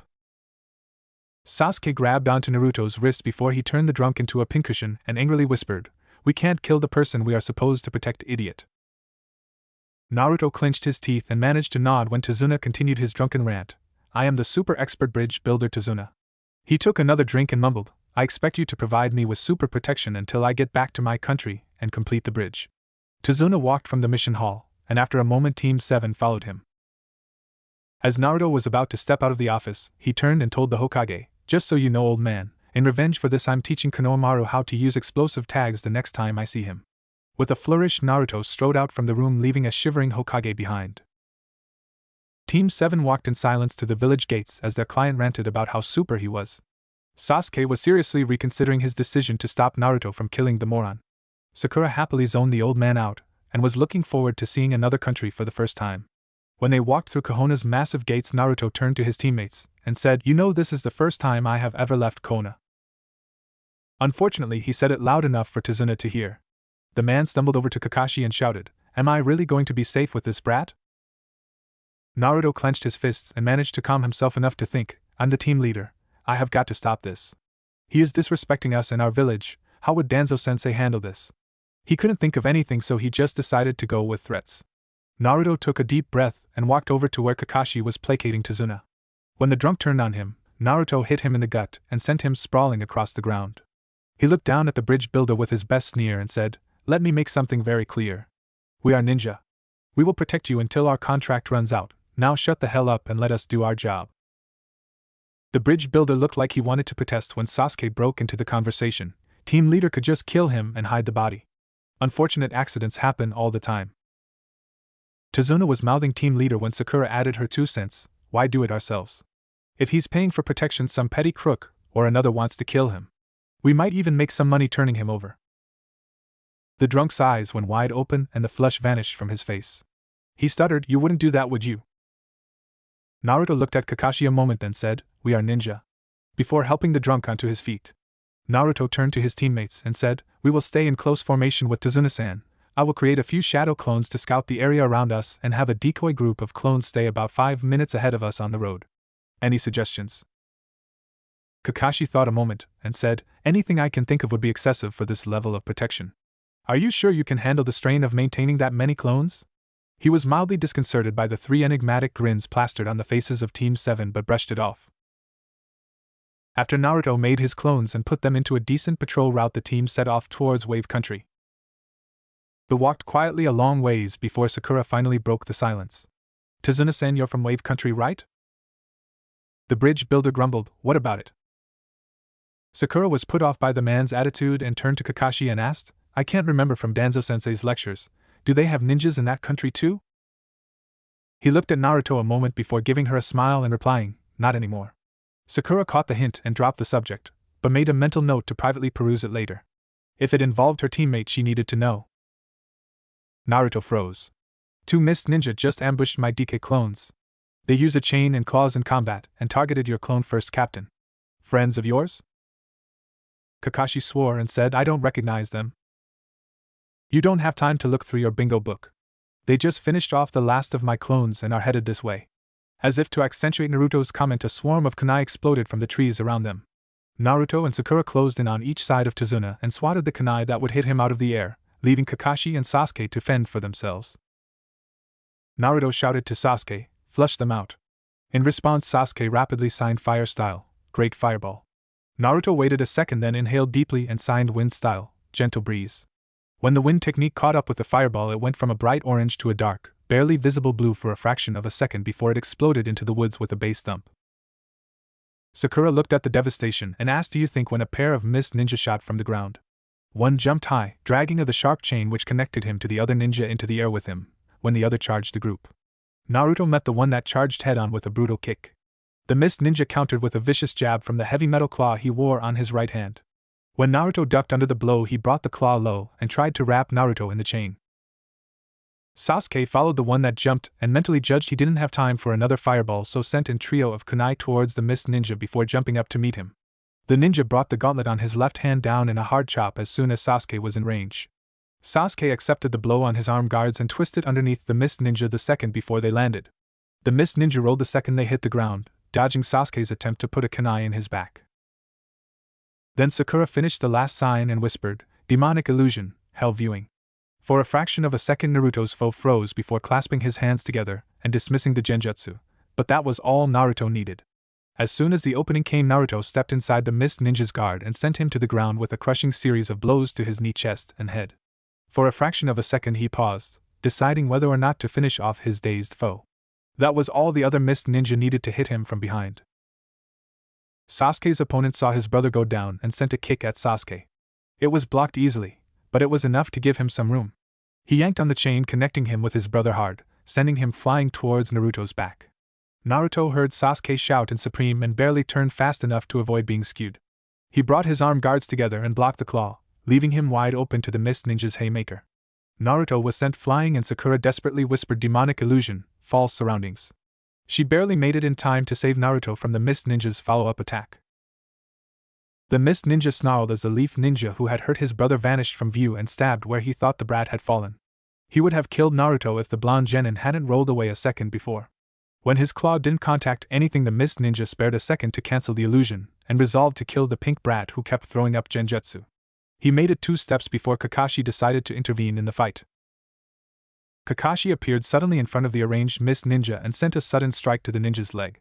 There was a sickening crack of breaking bone, and the mist ninja was on the ground. The ninja tried to roll away, but froze when he felt the sharp point of Sasuke's kunai against the back of his neck. Naruto picked himself off of the ground and wiped the trail of blood dripping from his mouth before asking, "So friends of yours?" Before Kakashi could answer, Sakura interrupted, "Their weapons were poisoned. You and Sasuke-kun need to take the general antidote in case you got nicked." Naruto crunched the antidote pill and waited while Kakashi flipped through his bingo book. The Demon Brothers, Gozu and Meizu, are missing ninja from the Hidden Mist. They graduated the academy at 12 and were promoted to Chunin at 18. Naruto nodded and began to disarm. The one Kakashi indicated was Gozu while Sasuke worked on Meizu. They had them both tied up by the time Meizu recovered consciousness. Kakashi gestured for Naruto to begin while Sakura dragged a scared Tazuna from the area. Naruto gave them a fake smile and ran everything Danzo-sensei had taught him about a field interrogation before he said, "Let's keep this simple, we are all professionals here. You Gozu will tell me what I want to know or I kill your brother." Meizu spat at him, "You don't have the guts, brat." Naruto gestured to Sasuke. Meizu was sent sprawling with a vicious kick to the back of his head. When he tried to rise, Naruto stepped on his head and growled in his ear, "I wasn't talking to you." Gozu decided to intervene before the blonde one killed his brother. "Ask, then I'll decide if I want to answer. You don't have time to interrogate us and protect Tazuna." Kakashi's eyes widened a bit and Naruto's smile was back. "You just told me everything I needed to know. Sasuke, can you watch them for a bit? The captain and I need to have a little discussion with Tazuna." Sasuke asked, "Why don't we just kill them?" But there wasn't really any force behind the question. "Their alive bounty is higher." "Fair enough." Tazuna was waiting with Sakura a bit up the road. Sakura saw their serious expressions and wondered what they had learned. Her question was answered a moment later when Naruto asked, "Tazuna-san, would you kindly explain why 2 missing ninja from the Hidden Mist are trying to kill you?" Tazuna started to sweat a bit and denied, "They didn't have anything to do with me." "Oh, then why do 2 missing ninja know your name?" Tazuna's mouth worked like a fish for a moment, then he sighed and said, "A super dangerous man is after my life." Kakashi, Naruto and Sakura gave him very level looks. Tazuna winced, then continued, "You have probably at least heard of his name. The wealthy shipping magnate, a man named Gatu." "Crap." Naruto gave Sakura a strange look after the unexpected outburst, then asked, "Okay, what do you know Sakura-chan?" "He was on that list of people that Danzo-sensei made me memorize. He is an incredibly rich man with no allegiance or moral framework. Sensei's notes advise that if we needed supplies and are unable to use the normal sources, Gatu will sell almost anything for a price." Tazuna picked up where Sakura left off. He spent years selling illegal items like drugs and slaves, but a year ago he decided to expand his business. He hired a bunch of thugs and mercenaries along with a few ninja and quickly took over Wave's shipping industry. Besides a few smugglers, he controls everything that goes in and out of the country. The bridge builder's face twisted into a smile and he grandstand. The only thing he fears now is the completion of the bridge. If the bridge falls, then so does Wave. This mission is at least B rank. Why did you knowingly hire us under false circumstances? Wave country is super poor, we don't have enough money for an expensive B rank mission. But don't worry, if you abandon me now I will certainly die. My cute grandson will only cry for a few days. Oh yeah, and my beautiful daughter will spend the rest of her days hating Leaf Ninja. But it won't be your fault at all, so don't worry. Naruto felt bad for the bridge builder but couldn't help but mutter, sob story, after the over-the-top presentation of his troubles. Naruto! Sakura shouted. Evidently she didn't agree. We can't just abandon them. Sakura, remember what Danzo-sensei said and get a hold of your emotions. If Gato is as rich as you say, then the next attack isn't going to be a pair of Chunin. It's going to be Jounin. I don't want to be responsible for your death, Sakura-chan. She blushed a bit then said, despite the lies, if we abandon our client in the face of adversity it looks bad for the Leaf. Naruto nodded then said, Sakura-chan, can you grab Sasuke? He needs to be involved in this discussion. He waited for her to get out of earshot before he asked, Captain, what's your opinion? You have a lot more experience at this than us. You did well in the fight against the Demon Brothers, and you handled yourselves well after it. I hesitated, it could have cost me my life. It was your first time in combat. It was a mistake. Kakashi opened his mouth, then closed it, and conceded the point. After a moment of thought he said, during that fight and after, none of you have acted like I expect Genin to. You all act like a team of Chunin even if your abilities aren't quite there yet, and if I was leading a team of Chunin I would say go ahead on this mission. Naruto saw Sakura and Sasuke walk towards them and said, thanks, Captain. When Sasuke arrived, Naruto asked, has Sakura filled you in? Sasuke nodded and Naruto put a smile on his face. So how did you like the warm-up? Sasuke smirked and answered, if Jounin aren't any better they might as well go ahead and name you Hokage. Naruto muttered, Danzo-sensei is going to be furious. Then looked at his teammates and asked, are you ready to continue this mission knowing that we will be a serious risk to life and limb? The responses were immediate and unfaltering, I am. Well, Captain, it looks like your soldiers are ready to march. Kakashi paused a moment then answered, I will protect you even if it kills me. I don't let my comrades die. He didn't want to know what Danzo would do to him if he lived after one of them dying. When it came to Team 7 the man scared him even more than normal. They were all silent a moment until Tazuna asked, so what are you going to do with the two you caught? Naruto looked at Kakashi for confirmation then answered, we can find them in a hidden area with a few clones as guards and send a clone as a runner to Leaf for a retrieval team. After Naruto finished making the necessary clones they set off again. They walked quietly, each lost in their own worries and responsibilities until something occurred to Naruto. If Gato controls all of the shipping into and out of Wave, how are we going to get in? Tazuna looked at the blonde genin in disbelief and said, for a team leader you sure are ill-informed about the mission. Naruto gave him an ugly look and answered, and whose fault is that? Kakashi intervened before Naruto tore into the man mine. The mission scroll details the route, sorry for not sharing. Sasuke watched as Naruto reined his temper in. He waited for Naruto to look relatively calm before he asked Kakashi, so how are we going to get into Wave without Gato knowing, Captain? This road leads to one of the fishing villages that Gato nominally controls, but in reality a few smugglers operate out of it without his knowledge. We will meet our ride about a mile south of the village and ride a boat to Wave's main island. From there it is a short walk to Tazuna's house. The promised smuggler was a gruff man in his 30s who hid as much of his face as possible underneath his hat. The man nodded to Tazuna and escorted them onto his boat without a word. Naruto tried to find a comfortable seat among the tackle the man had left lying in the bottom of the boat. With a nervous glance about, the man pushed off the shore with his long paddle and started the engine. A moment later they were speeding out into the sea. The smugglers spoke abruptly. Gato changed his patrol boat's routes. I'm going to run us out into the tear instead of following the coast. I'll take us under power all the way to North Branch, then I'll kill the motor and drift us down the strait. We will come into the main channel as late as possible, then cross it quickly near your bridge. Once we're at the wave break we will take the route with vegetation in case we're being pursued. I'll use that abandoned dock near your bridge, Tazuna. Naruto wondered if he was the only one that had no idea what the smuggler was talking about, but decided against asking questions when Tazuna nodded and said, thanks. The smuggler gave him an irritated look and said, thank me when you get there, if we see one of Gato's patrols you are all swimming. The bridge was one of the most impressive structures Naruto had ever seen. He decided he might even take the drunk super expert bridge builder remark seriously. When he had heard Tizuna's story, he hadn't realized the scale of the project. He idly wondered how a poor island nation could afford a giant bridge, but decided against asking. A moment later, they were close enough to the bridge for him to answer his own question. The stone used in its construction was obviously salvaged from somewhere else. Many blocks had streaks of old paint on them, and the stone was occasionally engraved with symbols. One in particular occurred over and over. A circle with 4 points on the inside surrounding a spiral. The fog rolled in when they reached the island's wave break. Naruto grimly smiled. The fog would make it harder to find them. The smuggler took them through one of the wave break's tunnels. Sakura, Sasuke, and Naruto stood and took in their first view of wave. A few moments later, the smuggler pulled them up against an abandoned dock. They disembarked quietly. Once they were all off, the smuggler looked at Tizuna and said, "This is it for me, goodbye and good luck." Tizuna smiled back at the smuggler and replied, "Thank you so much." The smuggler pushed off the dock and revved the motor. In another moment, he had vanished into the vegetation. Naruto shot wary glances into the woods. They had decided against redeploying the Shadow Clone patrols in an effort to conserve strength and reduce their chance of exposure.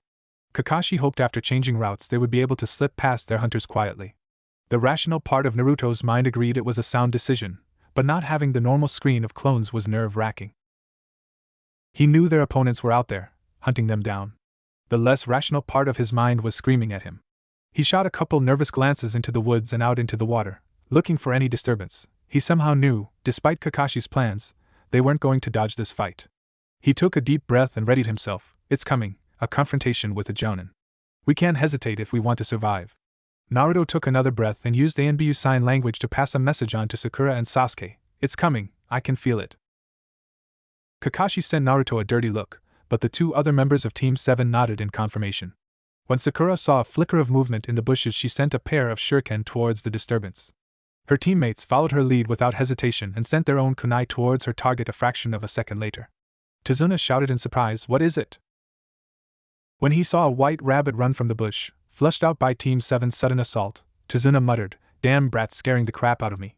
His guards weren't listening. Sakura took one look at the rabbit's white fur and quickly signed her conclusion, "Substitution, enemies here." Kakashi nodded confirmation and said, "Protect the client." Then he heard a sudden rush of air and shouted, "Down!"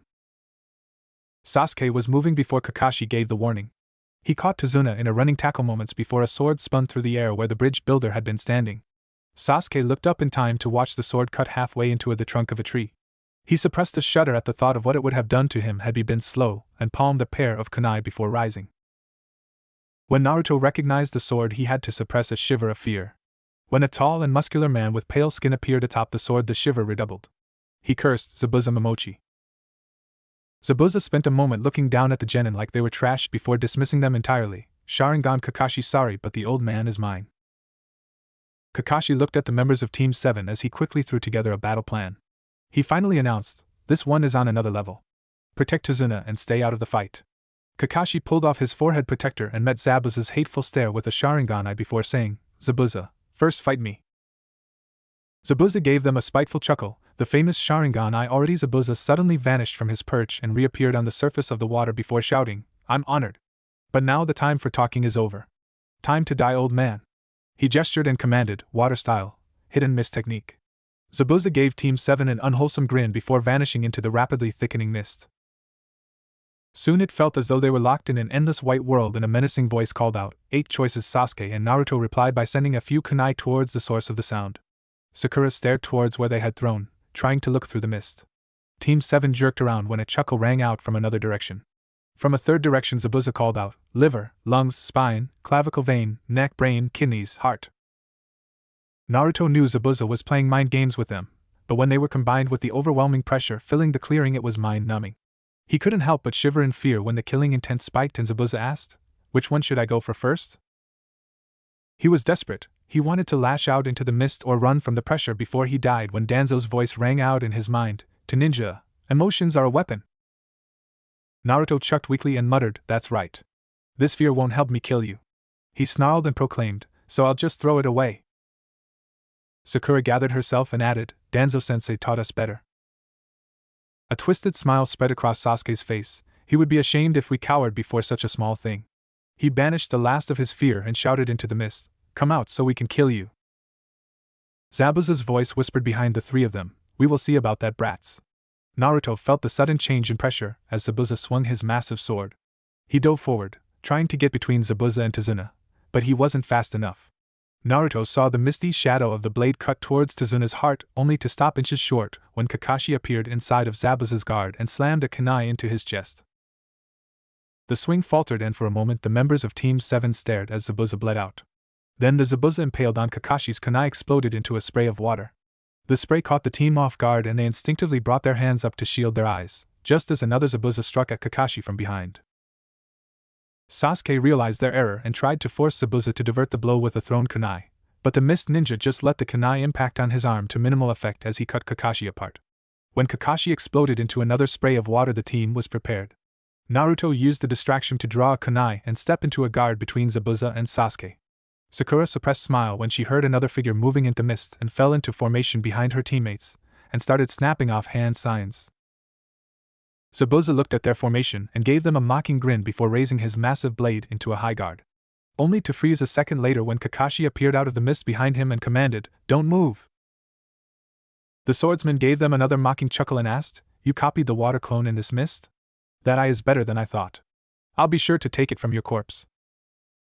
Kakashi brought his kunai against Zabuza's neck and said, "It's over." Zabuza started laughing even harder. "It's over? You don't get it, do you? No matter how good your eyesight is, you're just a monkey copying your betters." After its final mocking retort, the clone Kakashi held captive exploded into a shower of water. Kakashi jumped back to avoid the spray, right into the path of the real Zabuza's sword. Kakashi desperately twisted in the air and changed his path a moment before the sword would have cut him apart. He dodged the blade but was left hanging off-balanced. Zabuza saw the opportunity and capitalized on it with a vicious kick. Kakashi couldn't bring his guard up in time and caught the kick across his stomach. The force of the blow sent Kakashi helplessly tumbling across the clearing and into the water. Zabuza channeled chakra to his legs and sprinted after his opponent, while snapping off hand signs. Kakashi struggled to get out of the water, but before he could get clear, Zabuza appeared behind him and struck his palm onto the water's surface and commanded water style, "Water prison." The water rose up around Kakashi, leaving him floating helplessly. Zabuza held the spherical prison and gloated, trying to escape the water was a big mistake. Zabuza looked at where Team 7 stood around Tazuna and said, "We can finish our fight later, but first I'll kill the old man and the brats." Kakashi faked a worried expression and shouted at Team 7, "Take Tazuna and run. He can't pursue you without breaking the prison." Zabuza fell for Kakashi's ruse and added, "It's all useless." He made a one-handed sign and commanded, "Water style, water clone." A single clone rose from the water in front of the prison and started mocking the genin, "Hee, wearing those forehead protectors like your real ninja." The clone snorted dramatically and continued, "A real ninja is someone who has survived numerous brushes with death. Only when you are good enough to be listed in my bingo book are you good enough to be called ninja." The clone gestured grandly and continued, "When I was your age these hands were already dyed in blood." Kakashi suppressed a smirk and bought Team 7 more time to prepare by replying, "Devil Zabuza." The real Zabuza looked down at Kakashi and said, "Ah, so you've heard a little about it. In the Hidden Mist Village there was a final obstacle to becoming a ninja. You already know about the graduation exam?" Naruto called out, "A fight to the death between students. Friends who had trained together and lived together, who shared dreams and helped each other, were forced to fight until one of them managed to kill the other. A stupid waste of resources committed in the name of hardening ninja." Sakura picked up where he left off. A ninja village expends an enormous amount of resources trying to raise a child into a ninja. Every time one of those ninja candidates failed to become ninja, the village loses money. So every year the Hidden Mist Village cut its profits by killing off potential ninja. This idiocy managed to go on until some stupid brat killed an entire graduating class. A look of utter hatred spread across Zabuza's face and any pretense of frightening Team 7 vanished. The clone muttered, "Cocky brats," before vanishing. It reappeared behind Naruto and drove its sword through his chest. Naruto looked calmly down at the blade protruding from him and said, "Some people just can't handle losing an argument." Sasuke nodded at him and replied, "Well, he fell for such an obvious genjutsu, he can't be very bright." Sakura gave Sasuke a dirty look and said, "Excuse me?" The real Zabuza cancelled the genjutsu in time to hear Sasuke call out from the opposite side of the clearing, "Fire style, grand fireball." Zabuza rolled his eyes as the fireball careened towards him and began to rapidly snap off his own one-handed signs. He commanded water style, cannonball, and spat an equally sized ball of water towards the fireball. A moment before they impacted, Naruto shouted, wind style, gentle breeze and sent a gust of air to support the fireball. The fireball turned from bright orange to a dark, barely visible blue in a moment, then collided with the water in a dull thump. Zabuza's eyes shot wide open when he saw the water clone die instantly to the steam. He desperately jerked the water prison holding Kakashi in front of him as an impromptu shield before Naruto's wind drove the wave of superheated steam over him a second later. The wave of steam hit the prison with a sharp hiss as water boiled away. When diverting the wave of steam occupied most of Zabuza's attention, a dozen copies of Naruto sprang out of the water around him. Several of the clones were destroyed by spare gusts of steam, but the rest managed to close. Zabuza grimaced and swung his sword with savage speed, deflecting the clones' kunai strikes. He cut one apart with an horizontal swipe and dismissed another by ramming the pommel of the sword into its gut. Suddenly the world around Zabuza shifted and the clones vanished from his view. Now that he knew genjutsu were being used, Zabuza broke the illusion with a mere thought, but the moment's concentration required left a small gap in his guard. A clone of Naruto seized the opportunity and drove a kunai towards Zabuza's heart. Zabuza did the only thing he could, he broke contact with the prison and jabbed his other arm through the clone's heart. The rest of the clones died in seconds. Zabuza channeled a huge amount of chakra and snapped off hand signs as Kakashi rose from the water. He spared Kakashi a single glance before admitting, "Your brats are better than I thought." Then he finished the signs and commanded, "Water style, multiple water clone." Zabuza announced, "It's too dangerous to fight you while they are still alive," before vanishing. Kakashi tried to pursue Zabuza, but the clones attacked suicidally, sacrificing themselves to buy Zabuza time. Kakashi was forced into a taijutsu fight. The clones took blows they could have avoided to keep the pressure up and prevent Kakashi from calling forth his own clones or dismissing them all with a wide area attack. Zabuza went after Sakura first. Naruto tried to stay between her and Zabuza but didn't have the speed or the skill necessary. Within seconds Zabuza found an error in Naruto's guard and sent him plowing into the ground with a sharp kick. Sakura dove to the ground in time to dodge a thrust that would have disemboweled her. She tried to roll away from the mist ninja but he stomped down brutally on her chest before she could move. Sakura wheezed desperate for air as Zabuza ground his foot into her. Sasuke shouted and sent a flying kick at Zabuza's head. Zabuza looked up at the genin with a bloodthirsty grin. The mist ninja twisted the sword as soon as Sasuke struck it, and cut Sasuke's shoulder wide open before sending him flying across the clearing with a backhand. Zabuza grabbed Sakura by her hair and pulled her up. He looked into her bloody face and said, "Any last words, you little brat?" She spat a bloody wad in his face and tried to drive her kunai into his chest. When he brought his sword in line to defend himself, she hacked off her own hair before he could finish her off and fell gratefully to the ground. Zabuza looked down in time to see her bloody grin and hear her shout, "Release." Zabuza screamed in pain as the explosive notes Sakura had planted when he was distracted by Sasuke tore his leg apart. Sakura tried to curse, it hadn't been enough. She saw Zabuza raise his sword and suddenly knew she was going to die. Then a wave of Naruto clones were beside her. She watches as they desperately charged Zabuza and spent their lives keeping him away from her.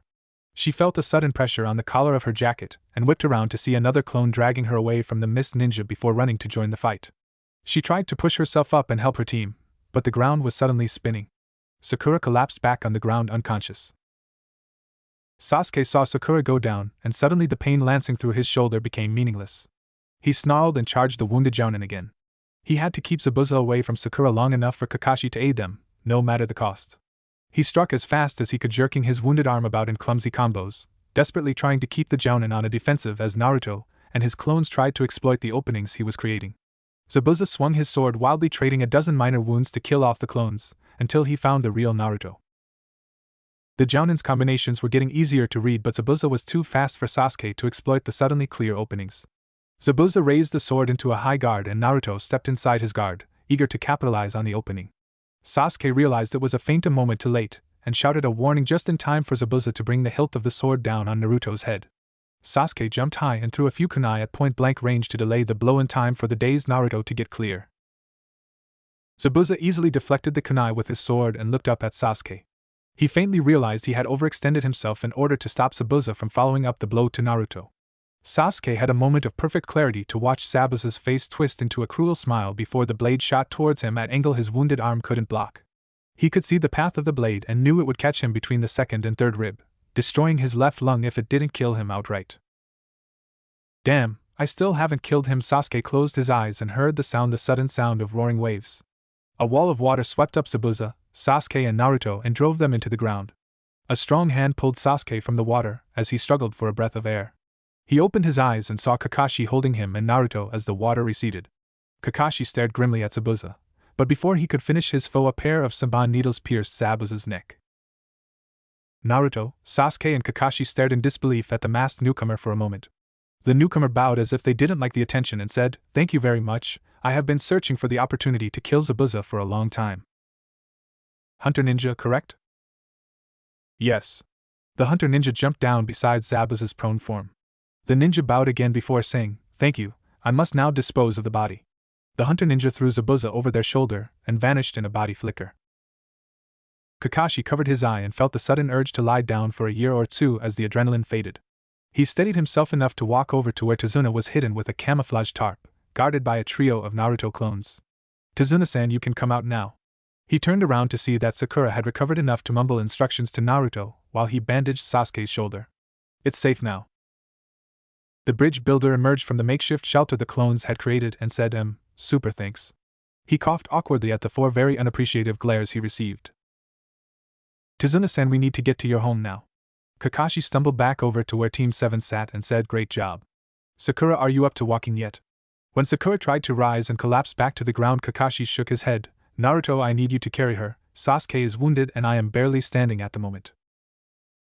He nodded. "Captain?" Kakashi noticed a welcome change in one of his genin and thought, at least one good thing came out of this, before saying, "Oh, and congratulations on unlocking your Sharingan, Sasuke."